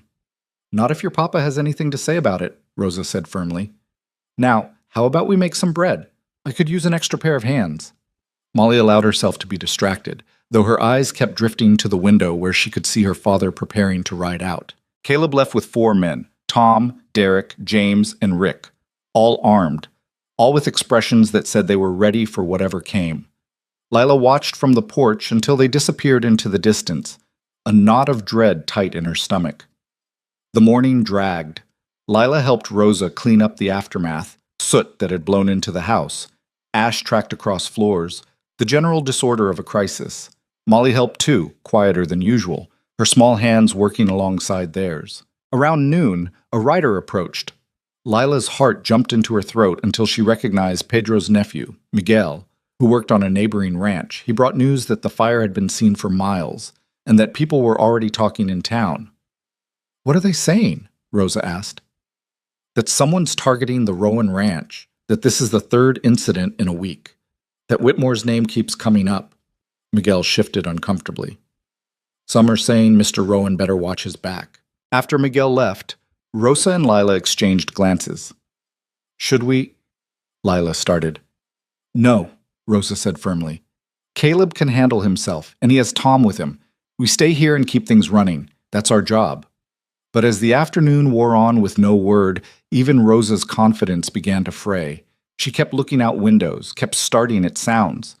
When Molly asked for the 4th time when Papa would be home, Rosa finally snapped. I don't know, sweetheart. When he's done. Now please, just... She stopped, took a breath. I'm sorry, why don't you go help Lila with the garden? Outside, Lila and Molly pulled weeds in silence. The air still smelled of smoke. The burned barn stood like a black skeleton against the sky, a constant reminder. You're scared too, Molly observed. Yes. But you're pretending you're not. For me. That's what adults do sometimes. kind of dumb. If everyone is scared, why pretend? Because sometimes pretending helps, makes things feel more manageable. Molly considered this. Do you think my papa is scared? I think your papa is angry and determined, and he loves you very much. That's more important than being scared or not scared. Do you love him? The question caught Lila completely off guard. What? Papa, do you love him? Molly, I barely know him. I work for him. Rosa says people don't look at other people the way you and Papa look at each other unless there's something there. Rosa should mind her own business. But do you? Lila sat back on her heels, trying to figure out how to answer. The truth was, she didn't know. She respected Caleb, was grateful to him, found herself thinking about him more than was probably appropriate for an employer-employee relationship. But love? That required trust she didn't know if she could give anyone. I think your papa is a good man, she said carefully. That's all I know right now.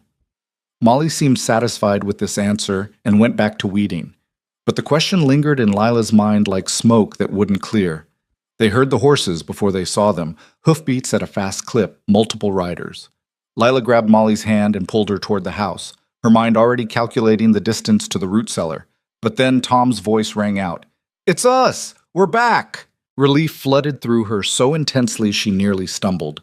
Rosa burst from the house and Molly tore free of Lila's grip, running toward her father as he dismounted.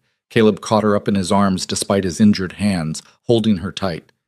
Hey, sweetheart, I'm all right. Everything's all right. You were gone so long. I know. I'm sorry. He set her down and looked at Rosa and Lila. Everyone okay here? Fine, Rosa said. What happened? Inside. I'll explain inside. They gathered in the kitchen, Caleb, Tom, Rosa, and Lila, with Molly sent to her room despite her protests. Caleb's face was grim as he poured himself coffee with bandaged hands. We went to Whitmore's office first, he began. Had a very direct conversation about property damage, arson, and legal consequences. He denied everything, of course. Said he had no idea what I was talking about. Said his men were all accounted for and he had witnesses to prove it. Lying bastard, Tom muttered. Obviously. But I couldn't prove it was him, not without more evidence. So I went to the sheriff, filed an official report about the fire, the other incidents, made sure it was all documented.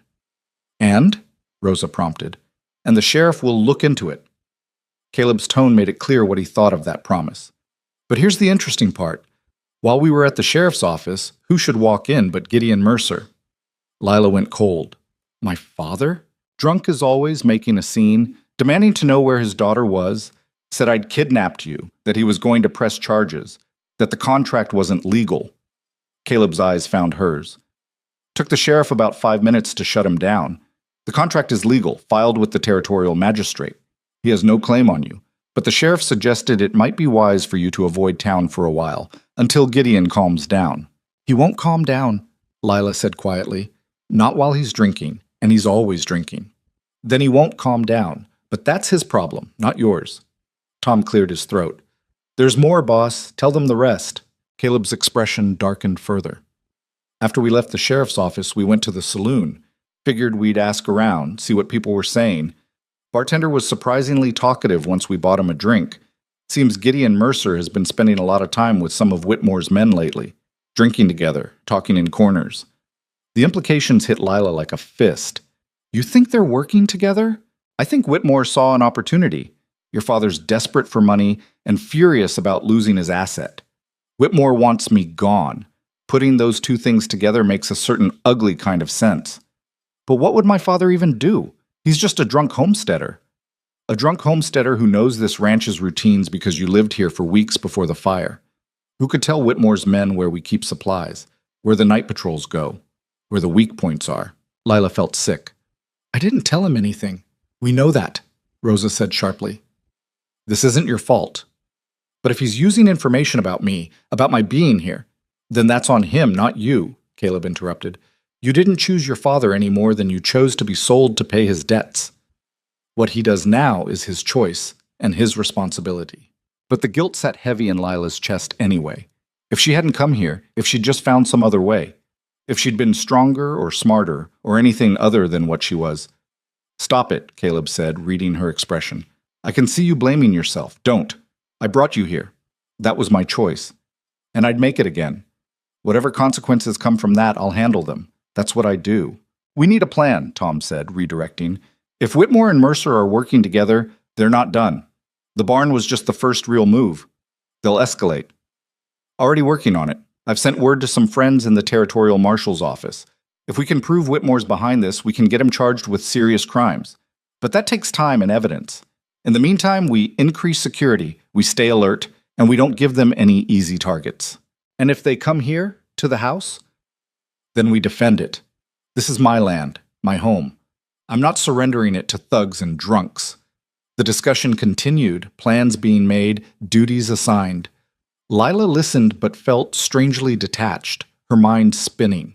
Her father, working with Whitmore to destroy the one place she'd found safety.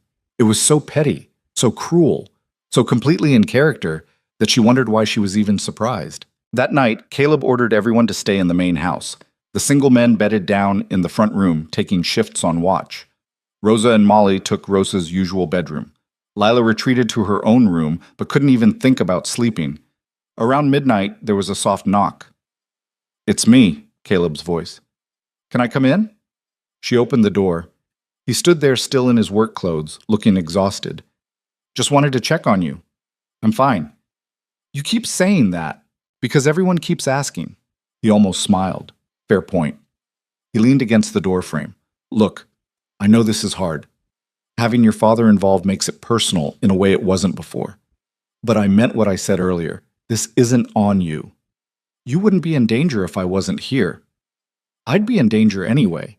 Whitmore has wanted this land for years. He would have found some excuse eventually. You're just convenient timing, not the cause. That's not as comforting as you think it is." Now he did smile, tired but genuine. "No, I suppose not." He straightened. "Try to sleep. Tomorrow's going to be hard. We need to start rebuilding the barn, and we're already behind on a dozen other things because of this mess." "Caleb." She stopped him as he turned to go. "Thank you for not sending me away. It would be easier if you did. Easier isn't always better, and I don't abandon people when things get difficult. Thought you'd figured that out by now." After he left, Lila lay down and stared at the ceiling, Molly's question echoing in her mind. "Do you love him?" She still didn't know the answer, but she was starting to understand that what she felt for Caleb Rowan was more complicated than simple gratitude or respect. More dangerous, too. The next week passed in tense calm. Work continued, the barn ruins were cleared, plans for rebuilding drawn up. No more incidents occurred, which somehow made everyone more nervous rather than less. Waiting for the next shoe to drop was its own special torture. Lila threw herself into work with almost desperate intensity. If she stayed busy enough, she could almost forget the guilt gnawing at her. Almost forget that her existence here had brought danger to people who'd shown her nothing but kindness. Rosa finally cornered her in the garden on the 5th day. "All right, enough. Talk to me." "About what?" "About whatever is eating you alive. And don't say nothing, because I've been watching you work yourself into the ground, and it needs to stop." Lila sat back on her heels, wiping sweat from her forehead. "I keep thinking I should leave, that if I wasn't here, none of this would be happening." "And where would you go?" "I don't know, somewhere. Anywhere that isn't here putting all of you at risk." "You think Whitmore would suddenly become a good man if you left? You think your father would stop being a drunk? All that would happen is you'd be alone and unprotected, and we'd still have the same problems. So that's not a solution. It's just running away." "Maybe running away is smarter than staying." Rosa grabbed her shoulders, forcing Lila to look at her. "You listen to me. You are not a burden. You are not a curse. You are a young woman who deserves safety and a chance at a decent life. Caleb believes that. I believe that. And it's time you started believing it too." "I don't know how." "Then learn. We'll teach you. But you don't get to give up. Not on this, not on yourself, not on us. Understand?"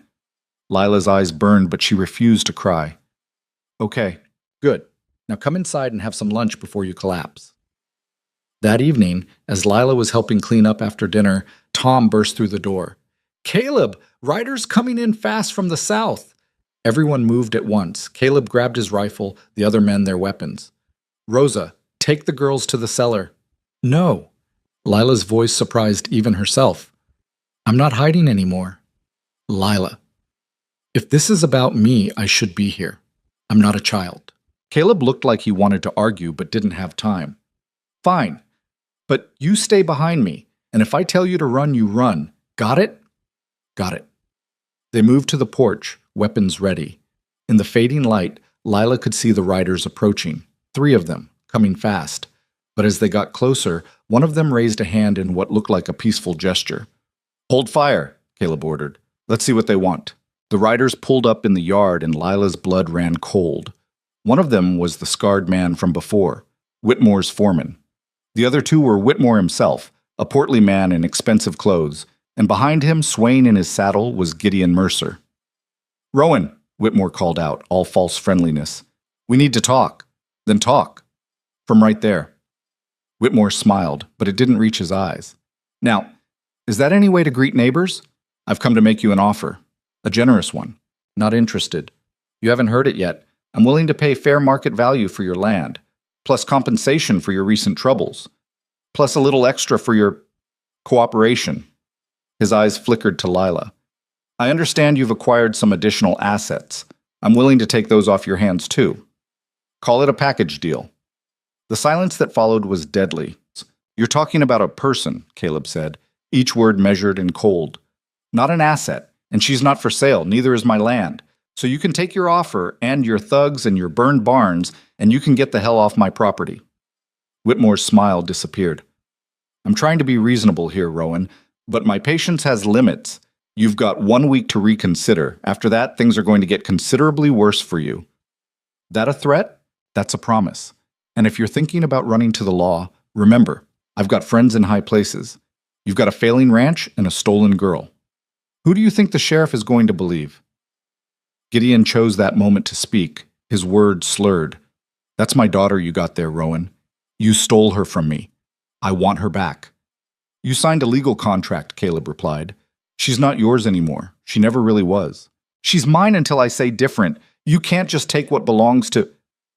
Whatever else Gideon was going to say was cut off as Whitmore's foreman leaned over and said something sharp. Gideon subsided, sullen and swaying. 1 week, Rowan, Whitmore repeated. Think about it carefully. A smart man knows when he's beaten. Then it's a good thing I never claimed to be smart. Now get out. For a long moment, it looked like things might turn violent right there. Hands moved toward guns, muscles tensed. But Whitmore wasn't stupid enough to start a fight he might not win. Not yet. 1 week, he said again, then wheeled his horse around. The other 2 followed, Gideon barely managing to stay in his saddle. After they left, nobody moved for a long moment. Then Caleb lowered his rifle and let out a breath. Well, now we know where we stand. That was a declaration of war, Tom said. Yeah, it was. Caleb looked at his men. Anyone who wants to leave, now's the time. I won't hold it against you. This is going to get ugly. Nobody moved. All right then, we've got a week to prepare. Let's use it wisely. Inside, Rosa poured whiskey for everyone who wanted it. Lila's hands were shaking so badly she could barely hold her cup. Molly had been sent to bed early, blessedly unaware of how bad things had just gotten. He called you an asset, Rosa said quietly to Lila, like you were a horse or a piece of furniture. That's how he sees people, Caleb replied. Everything's property to men like Whitmore, property to be bought, sold, or destroyed depending on convenience. What are we going to do? Lila asked. We're going to prove he's behind the fire and the other incidents. We're going to get the territorial marshal involved. And we're going to make it very clear that this ranch is not for sale at any price. He looked at Lila directly. And you're staying right here. I know you're thinking about leaving again, thinking it would make things easier, but it wouldn't. This isn't about you, not really. You're just another piece on Whitmore's board. He'd find another angle even if you were gone. But my father, your father made his choices. He chose the bottle over you, chose Whitmore's money over any shred of decency he might have had left. That's on him. You're here, you're under my protection, and that's where you're staying. We clear? Lila nodded, not trusting her voice. The week that followed was the longest of Lila's life. Every sound made her jump. Every rider in the distance could be trouble. They all slept lightly when they slept at all, weapons close at hand, waiting for whatever was coming. Caleb sent messages to the territorial marshal, to friendly ranchers, to anyone who might help. But help was far away and Whitmore's deadline was approaching fast. 3 days before the deadline, Pedro came running from the south pasture. Boss, you need to see this. They found 2 of their best breeding cattle dead, throats cut, left to rot. A message. 2 days before the deadline, someone took shots at Tom and Derek while they were checking the eastern fence line. Nobody was hit, but the intent was clear. The night before the deadline, Lila couldn't sleep at all. She sat in the kitchen in the dark, trying to figure out if there was anything she could do, any way to fix this mess. Around 2 in the morning, Caleb joined her, 2 cups of coffee in hand. Couldn't sleep either, she asked. Nope. He sat across from her, sliding 1 cup her way. Been going over plans, contingencies, trying to think 3 steps ahead of Whitmore. What do you think he'll do? Something dramatic, something designed to break us. The question is what and when.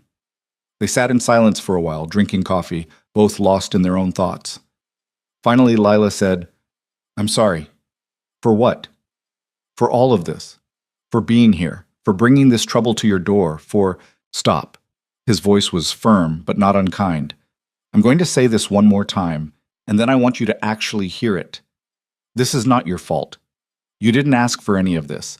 You didn't choose your father, didn't choose to be used as collateral, didn't choose to be dragged into Whitmore's games. The only thing you chose was to survive. That's not something to apologize for. Then why do I feel so guilty? Because you're a decent person, and decent people feel responsible even when they shouldn't. But guilt without cause is just another kind of prison. Don't let them put you in that one too. Lila looked at him across the table.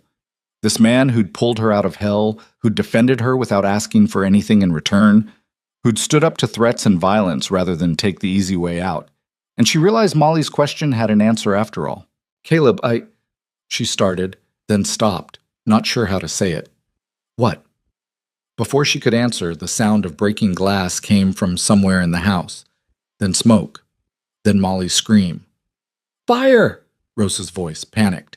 The house is on fire! And just like that, the week of waiting ended, and the nightmare began. Caleb was moving before Lila could even stand, rifle in hand, already heading for the stairs. Smoke was pouring from the back hallway, thick and black. Through it, Rosa appeared clutching Molly, both of them coughing. Someone threw something through the window, Rosa gasped. Back bedroom's already going up. Everyone out now, Caleb ordered. Lila, take them to the front porch. Rosa, grab what you can carry. We don't have much time. The men from the bunkhouse were already running toward the house, some with buckets, others with guns. Tom reached the porch first, his face grim. It's not just the house, boss. They hit the bunkhouse, too. And I can see flames near the equipment shed. How many fires? At least 4 that I can see. This is coordinated. Caleb's expression went cold and hard. Then they're still here. Fan out. Find them. I want whoever did this alive if possible, dead if necessary. The men scattered into the darkness while Caleb and a few others fought the fire spreading through the house. Lila stood with Rosa and Molly on the porch, feeling utterly useless. Molly was crying, clinging to Rosa, and all Lila could do was watch as the home that had become her sanctuary burned. My drawings, Molly sobbed. All my drawings are in there. We'll make new ones, Rosa said, her voice shaking. It's all right, sweet girl. We're all safe. That's what matters. But was it? Lila scanned the darkness, seeing figures moving between buildings, hearing shouts and the crack of gunfire in the distance. This wasn't just arson anymore. This was war. A figure emerged from the smoke near the barn ruins, Derek, supporting James, who was bleeding from his shoulder. They shot him, Derek panted as they reached the porch. 3 men, maybe 4, near the corral. We got one of them, but the others scattered. How bad? Lila asked, moving to help. Went through clean, I think, James said through gritted teeth. Hurts like hell, but I'll live. Rosa immediately went into action, tearing strips from her apron to bind the wound. Get him inside. No, wait, we can't go inside. Lila, there's medical supplies in the root cellar. Go get them quickly. Lila ran, her heart hammering. The root cellar was around back, which meant going toward the fire. She kept low, trying not to breathe the smoke that was everywhere now. Behind her, she could hear Caleb shouting orders, the sound of water being thrown, wood cracking as the fire consumed it. She yanked open the cellar door and descended into darkness, fumbling for the supplies Rosa kept down here. Her hands closed on the medical kit just as she heard footsteps above. Check around back, a voice said, not one of their men. Boss wants to make sure they can't save nothing. Lila froze, barely breathing. 2 sets of footsteps moving around the cellar door. If they looked down, if they saw it was open, We should get out of here. Rowan's got more men than Whitmore said. This is going to hell fast. Just do what we're paid for. Light it up and go. There was the sound of liquid splashing, the sharp smell of kerosene. They were going to burn the cellar, with her in it. Lila didn't think, just moved. She burst out of the cellar with the medical kit, surprising both men. One of them swung at her with a torch, and she ducked, feeling the heat pass over her head. Then she was running, the men shouting behind her. She didn't get far before running straight into Tom, who grabbed her and shoved her behind him. "Stay down!" The two men skidded to a halt, seeing Tom's rifle pointed at them. For a moment, everyone was still. Then one of the men went for his gun. Tom fired once. The man went down. The other one raised his hands immediately. "Don't shoot! I surrender!" "On your knees," Tom ordered. "Hands behind your head. Move wrong, and you're dead." Within minutes, the man was trussed up and being guarded by Rick, while Tom checked on Lila. "You hurt?" "No, scared, but not hurt." "Good. Get that kit to Rosa, then stay with the women. This isn't over yet." But it was close to over. As dawn broke, they'd managed to contain most of the fires, though the house was badly damaged and the equipment shed was a total loss. They'd captured 3 of Whitmore's men, and another had been killed trying to escape. The rest had fled into the desert. The captured men were tied up in the yard, while Caleb stood over them, his face blackened with soot, his hand still bandaged from the last fire.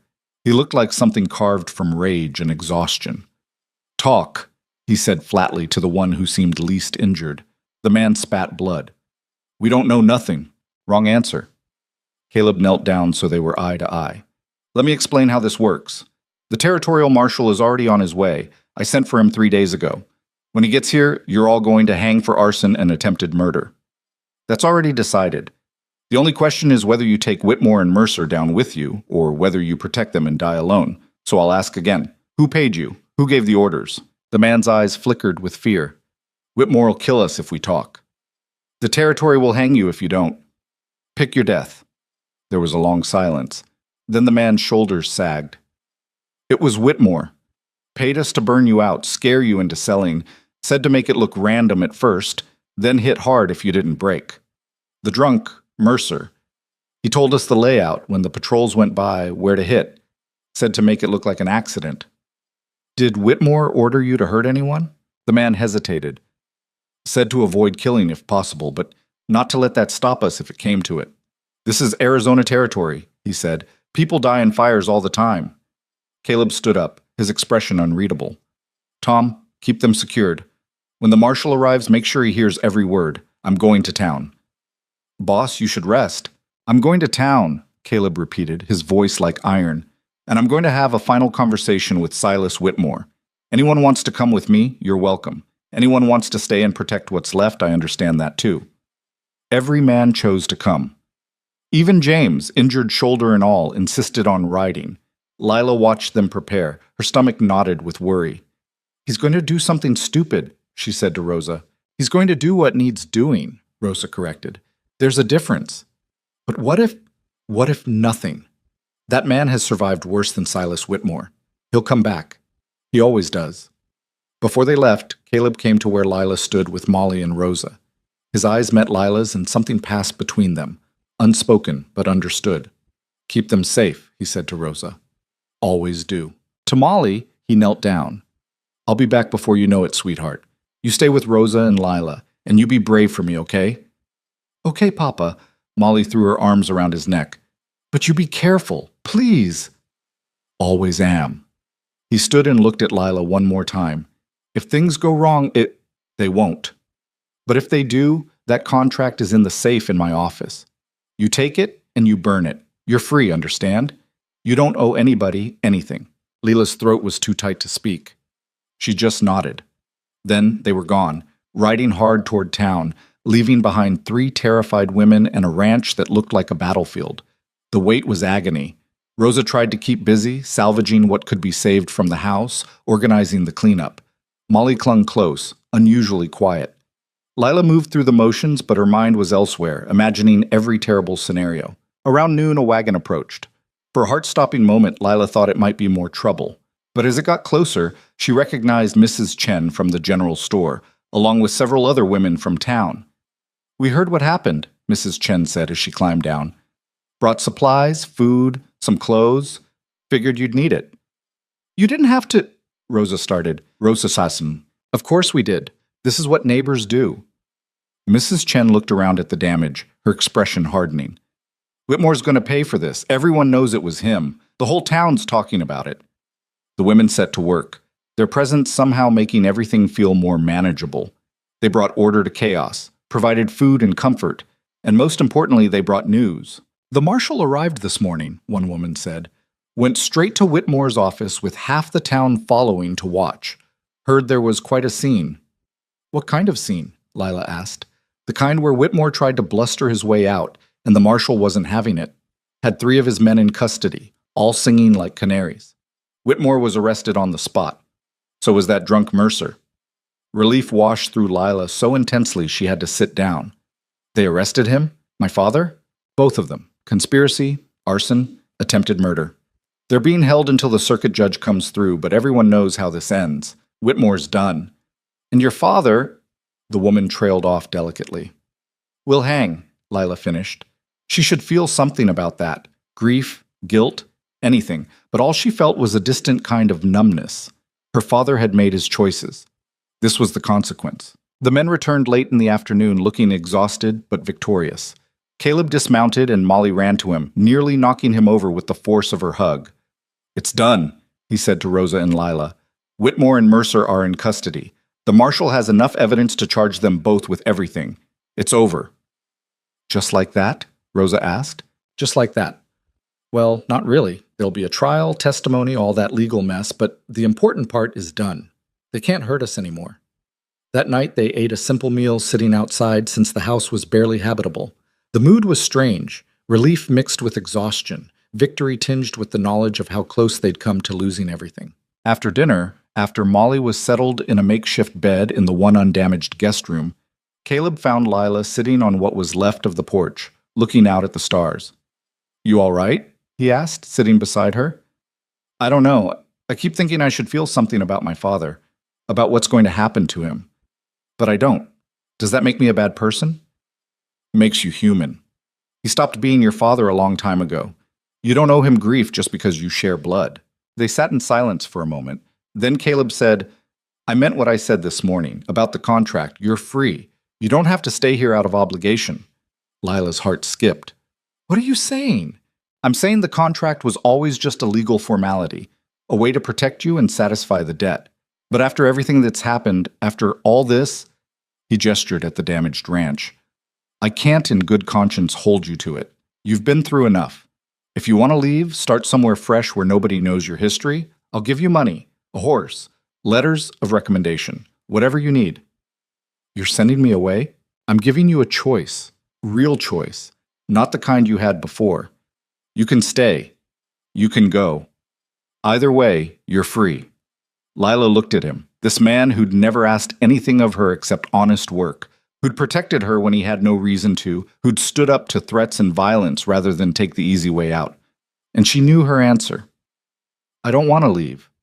You should think about it. I don't need to think about it. I want to stay. Not because of a contract, not because I owe you, but because this is the first place I've felt like I could breathe in years. Because Molly needs someone, and Rosa needs help, and you... She stopped, not sure how to finish. I what? You make me feel like I matter, like I'm worth something beyond what I can do or produce, and I don't want to lose that. Caleb was quiet for a long moment. Lila, I need to be honest with you about something, okay? When I brought you here, it was about duty, about doing the right thing because it needed doing, but somewhere along the way, it became about more than that. You're not just an employee anymore. He struggled for words. You're someone I care about, someone I think about more than I should, and I need to know if I'm alone in that or if you... You're not alone, Lila interrupted. I feel it too. I don't know what it is exactly or what it means, but I feel it. Good. That's good. He cleared his throat. But we should be clear about what this is. I'm not asking you to be anything other than what you want to be. If you want to stay as an employee, as a friend, as whatever this might become, that's your choice. I'm not going to pressure you or make you feel obligated. You understand? I understand. Lila took a breath, gathering courage. But for the record, I want to see where this goes. If you do. The smile that crossed Caleb's face was the most genuine she'd ever seen from him. Yeah, I do. They sat there as the stars wheeled overhead, not touching, not speaking, just existing in the comfortable silence of understanding reached. The next week was chaos of a different kind. The marshal's investigation continued, testimony was gathered, and word spread throughout the territory about Whitmore's fall. The trial was set for 2 months out, when the circuit judge would arrive. In the meantime, there was a ranch to rebuild. The house needed extensive repairs. The equipment shed had to be reconstructed. Fences needed mending, cattle needed tending, and life went on because it always did. True to his word, Caleb took Lila to town 3 days after the arrests. She'd been dreading it, but he insisted. We're doing this right, he said. Legal and proper. The magistrate's office was small and cramped, smelling of paper and ink. Magistrate Holloway looked up when they entered, recognition crossing his face. Mr. Rowan, Miss Mercer, I heard about the troubles. Glad you're both well. Thank you. We're here about the contract. Holloway pulled out the relevant paperwork, scanning it. Still has 3.5 years to run. Are you looking to modify the terms? I'm looking to dissolve it entirely. Mutual agreement. Holloway's eyebrows rose. That's unusual. May I ask why? Because it served its purpose. The debt is settled as far as I'm concerned. Miss Mercer is free to go or stay as she chooses, without any legal obligation binding her. Miss Mercer, you agree to this dissolution? Lila's voice was steady. I do. Very well. Holloway pulled out a form and began writing. I'll need both your signatures, and then the contract will be considered fulfilled and void. Miss Mercer, do you understand that this means you have no legal protection under the indenture terms? Mr. Rowan will no longer be obligated to provide wages, room, or board. I understand. And you're certain this is what you want? I'm certain. The paperwork was signed, stamped, and filed.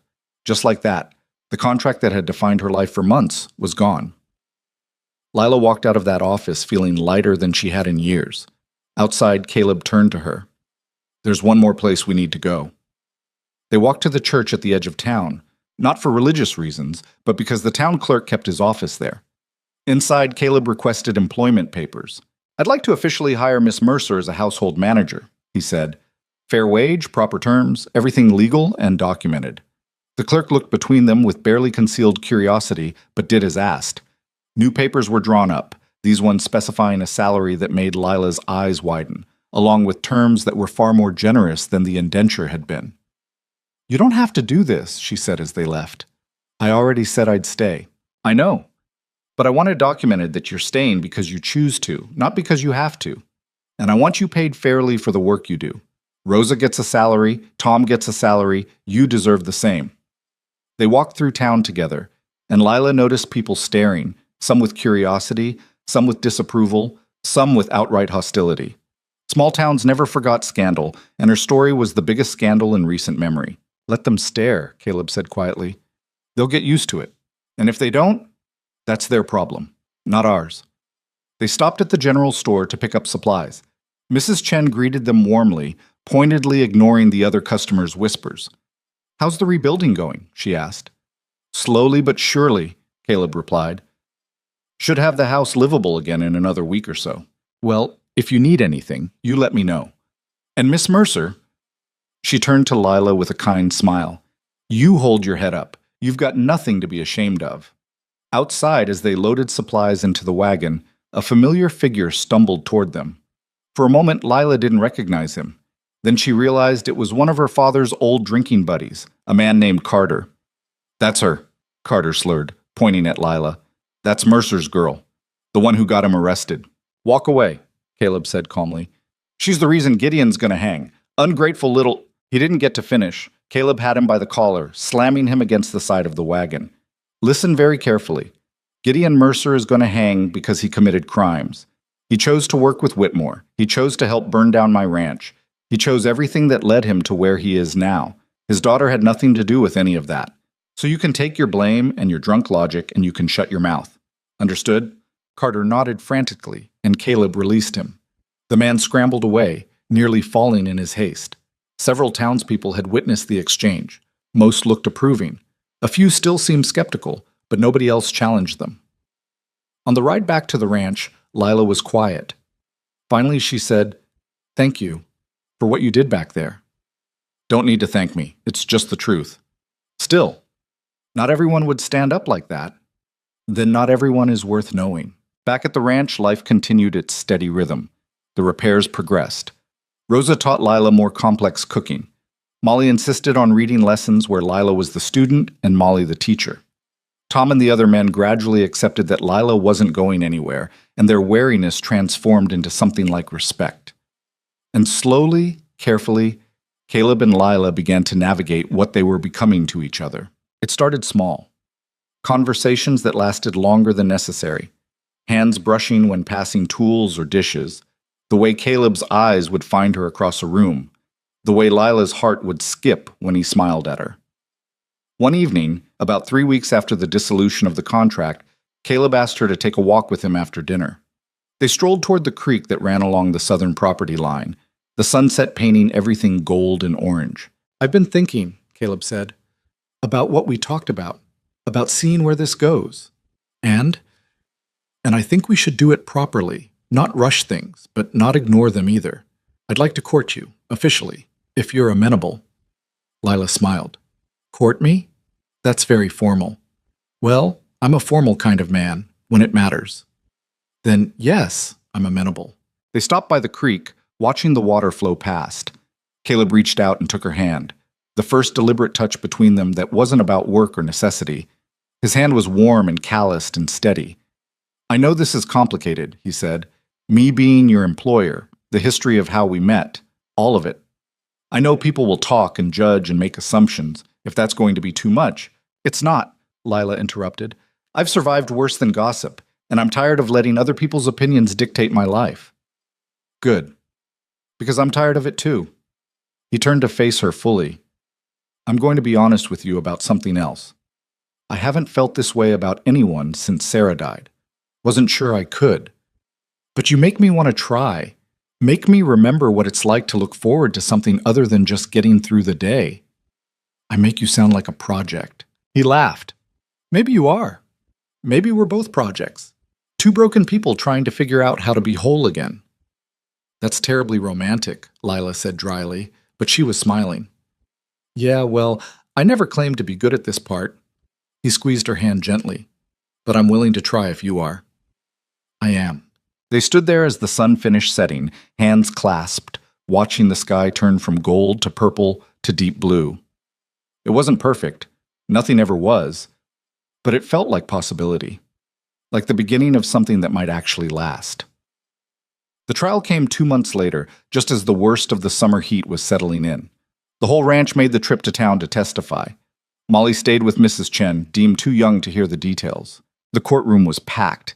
Everyone wanted to see Silas Whitmore brought down, the man who'd terrorized smaller ranchers for years, who'd bought his way out of trouble time and again, finally facing real consequences. The evidence was damning. The captured men testified about Whitmore's orders.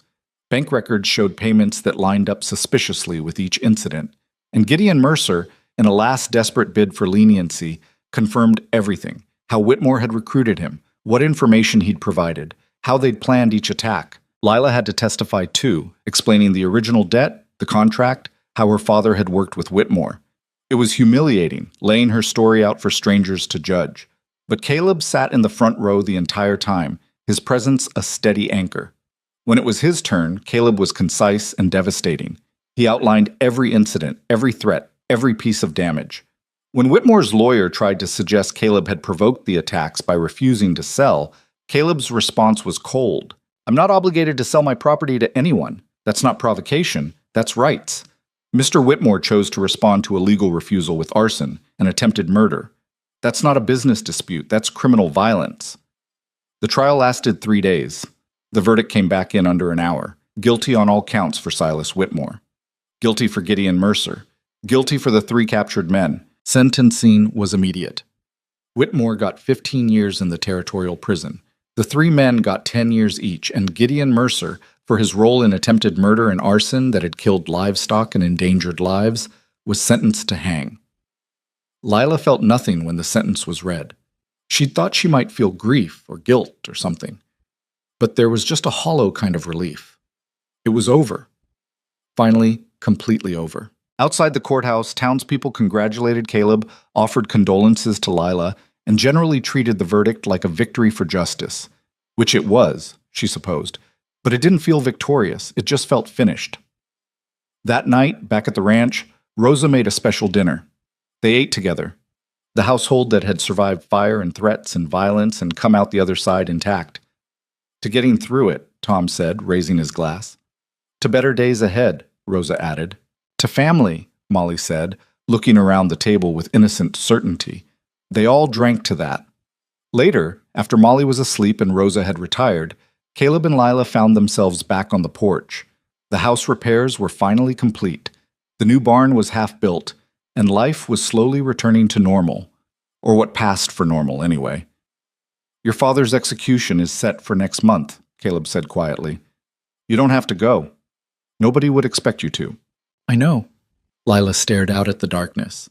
I don't think I will. He stopped being my father a long time ago. Watching him die won't change anything. No, I suppose it won't. They sat in comfortable silence for a while. Then Lila said, When I was a girl before my mother died, she used to tell me that life was about choices, that we couldn't control what happened to us, but we could control how we responded. I didn't understand what she meant then. And now? Now I think I'm starting to. Everything that happened, my father, the debt, being brought here, none of that was my choice. But staying here, building something new, letting myself care about people again, that is, and I choose this. I choose you, this place, this life we're building. I just wanted you to know that. Caleb reached over and took her hand. I choose it too. Choose you. All of it. Good, Lila said softly. That's good. They sat there under the stars, hands clasped, two people who'd survived more than most, and come out the other side still capable of hope. It wasn't a perfect ending, but it was a real one. And sometimes that was enough. The seasons turned the way they always did in Arizona, summer's brutal heat giving way to fall's brief mercy, then winter's cold clarity. Time moved forward because it had no other choice, pulling everyone along with it. The new barn went up beam by beam, stronger than the first one. Caleb insisted on that, stronger, better, built to last. 3 months after the trial, Rosa found Lila in the kitchen staring at nothing, a half-peeled potato forgotten in her hand. You all right, honey? Lila blinked. They hanged him yesterday. My father. Someone mentioned it in town. Rosa set down her own work and came around the table. How do you feel? I don't know. Empty, maybe? I keep thinking I should feel something more. Relief or grief or anger. But there's just nothing. Does that make me terrible? Makes you human. He hurt you for years, then tried to destroy the one good thing you'd found. You don't owe him grief just because he's dead. Rosa's voice was gentle but firm. You're allowed to just let him go, Lila. The dead don't need our pain. They're done with all that. It's the living who have to figure out what comes next. What came next was complicated in the way that real life always was. Caleb's courtship was sincere but awkward. He'd been out of practice for 7 years, and it showed. He brought her wildflowers that made her sneeze. He attempted to cook her dinner and nearly burned down what was left of the kitchen. I'm bad at this, he admitted one evening. You are, Lila agreed, then softened it with a smile. But you're trying. That counts for more than you think. Molly had no patience for her father's fumbling. One morning at breakfast, she announced loudly, Papa, if you like Lila, you should just kiss her and be done with it. All this staring at each other is boring. Rosa choked on her coffee. Caleb went red. Lila suddenly found her eggs fascinating. Molly, that's not... We don't just... It's more complicated than that, Caleb stammered. Why? You like her. She likes you. I like her. So what's complicated? Later, Caleb found Lila in the garden. He sat beside her, both of them looking anywhere but at each other. We are being silly, aren't we? Lila said finally. Dancing around this thing between us like we're afraid to name it. I'm not afraid to name it. I'm afraid of messing it up, of moving too fast and scaring you off, of... Lila kissed him. It was quick and slightly off-center and tasted like morning coffee, but it shut him up, which was the point. When she pulled back, Caleb looked stunned. Oh, there. Now we don't have to dance around it anymore. I know what I want, Caleb. I want this. Want you.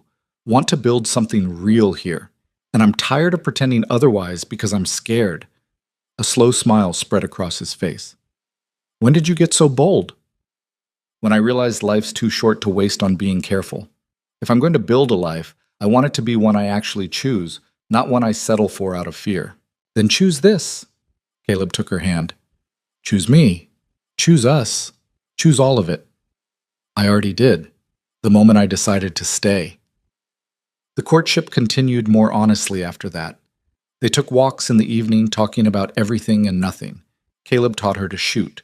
Lila taught him songs her mother used to sing, watching his face soften with memory. Does it bother you, she asked one night, that I'm not her? I wouldn't want you to be her. Sarah was my past. You're my present, maybe my future. They're not the same thing, and they shouldn't be. Caleb's voice was thoughtful. I'll always love her. She gave me Molly, gave me the foundation that became this ranch. But she's gone, and I'm still here. And I've learned that you can love someone you lost without that love consuming your whole life. There's room for more than one kind of love in a heart, if you let there be. Winter came hard that year. Christmas approached, and they decorated a scraggly pine tree with strings of popcorn and paper stars Molly had colored. On Christmas morning, Lila opened her present from Caleb to find a leather-bound journal, blank pages waiting to be filled. For your thoughts, he said quietly, or stories, or whatever you want to put in there. Your mother taught you to read and write. Seems like those are gifts worth using. She gave him a shirt she'd sewn herself. It wasn't perfect, her stitching was uneven in places, but when he declared it the finest shirt he'd ever owned, she knew he meant it. As January turned to February, Caleb made his decision.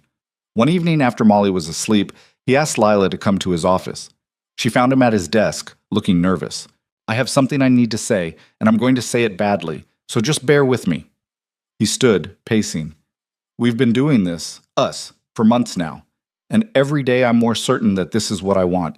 You, here, as part of my life, not as an employee or anything temporary, as my partner. My wife, if you'll have me. He pulled out a simple gold band. It was my mother's. If you'd rather have something else. It's perfect, Lila interrupted. But I need to ask you something first. Are you asking because you love me or because it's practical? Caleb looked at her directly. I'm asking because somewhere between that first terrible day and now, I fell in love with you. You're brave and strong and stubborn as hell. You make me laugh. You make me want to be better than I am. And yeah, the practical stuff matters too. I won't lie about that. But I could hire help for practical stuff. I can't hire someone to make me feel alive again. That's just you. Tears were sliding down Lila's face. I love you too. I didn't think I could, but I do. So yes, I'll marry you. He slid the ring on her finger and kissed her properly, a promise and a question and an answer all at once. They told Molly the next morning. Her reaction was to scream, finally, so loudly that Rosa came running with a pan, ready to fight whatever was attacking. Can I call Lila Mama? Molly asked seriously. Lila knelt down. If that's what you want, then yes, I'd be honored. Molly threw her arms around Lila's neck. I always wanted a mama. This is better because I get to remember you. The wedding was planned for spring. Word spread quickly through town. Some offered genuine congratulations. Others whispered about the scandalous speed of it. One afternoon, Lila overheard 2 ranch wives at the general store. It's inappropriate. The power imbalance alone. He freed her from the contract before proposing. She had a choice. Did she, though? Where else was she going to go? That night, Lila brought it up with Caleb. Do you think they're right? That this isn't really a choice because I'm dependent on you? Caleb took her hands. You could leave tomorrow. I'd give you money, a horse, letters of recommendation. You could build a life somewhere else. Would it be easy? No. But it would be possible. You're choosing to stay not because you have to, but because you want to. If you're uncertain, we can wait. I don't want to wait. I just wish I could silence the voices that say this isn't real. The town can think what it wants, but you get to decide what you believe about yourself, about us, about this choice you're making. This is 2 people who survived hell choosing to build something better. That's all it needs to be. The wedding day dawned clear and bright in late March. The ceremony was held outside, under the open sky. Rosa had given Lila Sarah's wedding dress, simple but beautiful, cream-colored with delicate embroidery. Sarah would have wanted you to have it, Rosa had said. You're becoming part of this family in your own right. When it came time for the vows, Caleb spoke first. I promise to honor you, protect you, and stand beside you. I promise to build this life with you, not for you. I promise to love you even when you're difficult, which will be often, because you're stubborn as a mule. Laughter rippled through the crowd. I promise to remember that you chose this, chose me, chose us. And I promise never to take that choice for granted. I promise that when the world is hard, we'll face it together. That's what marriage is, facing everything together and refusing to let it break us. Lila's voice shook at first but grew stronger. I promise to be honest with you, even when the truth is uncomfortable. I promise to love Molly as my own. I promise to trust you, even when my past tells me not to trust anyone. I promise to stay, not because I have to, but because I want to. And I promise that whatever comes, joy or sorrow, plenty or want, we'll face it together. Because you taught me what together means. And I'm not letting go of that. Magistrate Holloway pronounced them married, and Caleb kissed her as the crowd cheered. Molly threw flower petals with such enthusiasm that several people got hit in the face. The barn cat stalked through with a dead mouse, causing ladies to shriek. It was imperfect and chaotic and utterly real, which made it perfect. As the sun set and the celebration continued, Caleb and Lila found a quiet moment on the porch. This is real, isn't it? Lila said quietly. This life we're building. As real as it gets. Molly ran up, breathless. Mama? Papa? Come dance with me.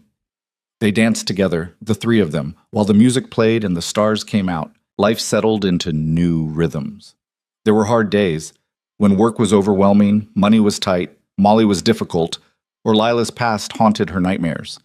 But there were more good days than bad. Days when Molly learned a new word. Days when profits rolled in. Days when Caleb looked at her with such love she forgot to breathe. One evening in late summer, almost a year after their wedding, Lila sat in the garden. Caleb found her there. What are you thinking about? How far we've come, how different everything is from that first day. You know what I was thinking that day? That I had no idea what I was doing. That I was taking on a responsibility I wasn't equipped to handle. He sat beside her. Now I know it was the best decision I ever made. You saved me as much as I saved you. I don't think I saved you. You did. I was just going through motions before. You reminded me what it was like to feel something, to want something beyond just getting through the day. After a moment, Lila said, I'm pregnant. Caleb went very still. You're sure? Rosa helped me figure it out, about 6 weeks along. And you're happy about it? Terrified, but yes, happy. Are you? Caleb pulled her close, his voice rough with emotion. Yeah, scared as hell, but happy. Molly's reaction was to immediately start planning all the things she'd teach the baby. The pregnancy progressed smoothly. A son was born during a snowstorm in February with powerful lungs and his father's blue eyes. They named him James. Molly was entranced, reporting his every move like breaking news. And Caleb held his son with a gentleness that made Lila fall in love with him all over again.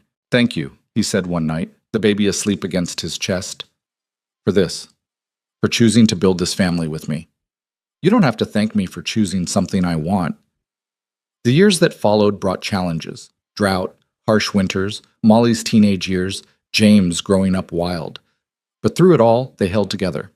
They'd learned early that the only way to survive hard times was to face them together. One evening, almost 10 years after that first terrible day, Lila stood on the porch watching the sunset. Molly was 17 now, teaching James to ride. Rosa was in the kitchen. Everything was exactly as it should be. Caleb wrapped his arms around her waist. What are you thinking about? How strange life is. How one terrible thing led to all of this. If my father hadn't been a drunk, if he hadn't owed you money, none of this would exist. That's surprisingly philosophical for a woman who spent the day wrestling a goat out of the vegetable garden. Lila laughed. That goat is demon-possessed, and you know it. They stood together watching Molly teach James, seeing the love and patience she showed.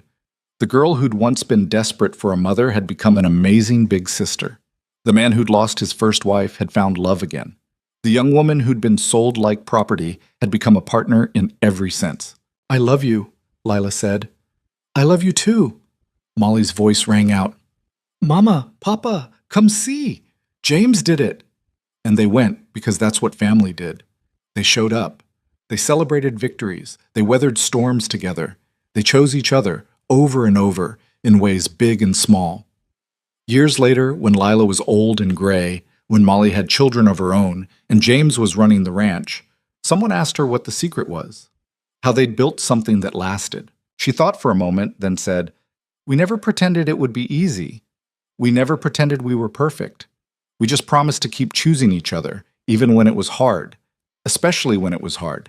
Because love isn't just a feeling, it's a choice you make every single day. And we chose each other.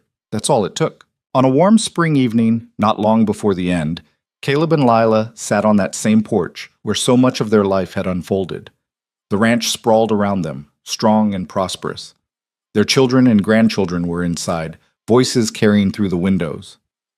"You ever regret it?" Caleb asked. "That I came to collect that debt?" Lila thought honestly. "I regret what he put me through, but I don't regret where it led. Can't regret the life we built, even if the path to it was ugly. That's the thing about paths. They don't have to be pretty to take you somewhere good." She laughed and took his hand, still calloused after all these years, still steady, still home. "Yeah, it can be both." And whenever the wind swept across the desert after that, carrying memories of everything that had been and everything that was, Caleb would smile and sometimes say the words that had changed everything. "Come with me." And Lila, no longer a girl who was ever for sale, no longer afraid, no longer anything but exactly who she'd chosen to become, would always answer the same way. "I already did." Because that was the truth of it. She'd chosen, and kept choosing, and in the choosing, found the freedom that no contract could grant and no circumstance could take away. In the end, that's all any of us can do. Choose who we love, choose what we build, choose how we face the world. The rest is just details. And their choice? It was the one that mattered most.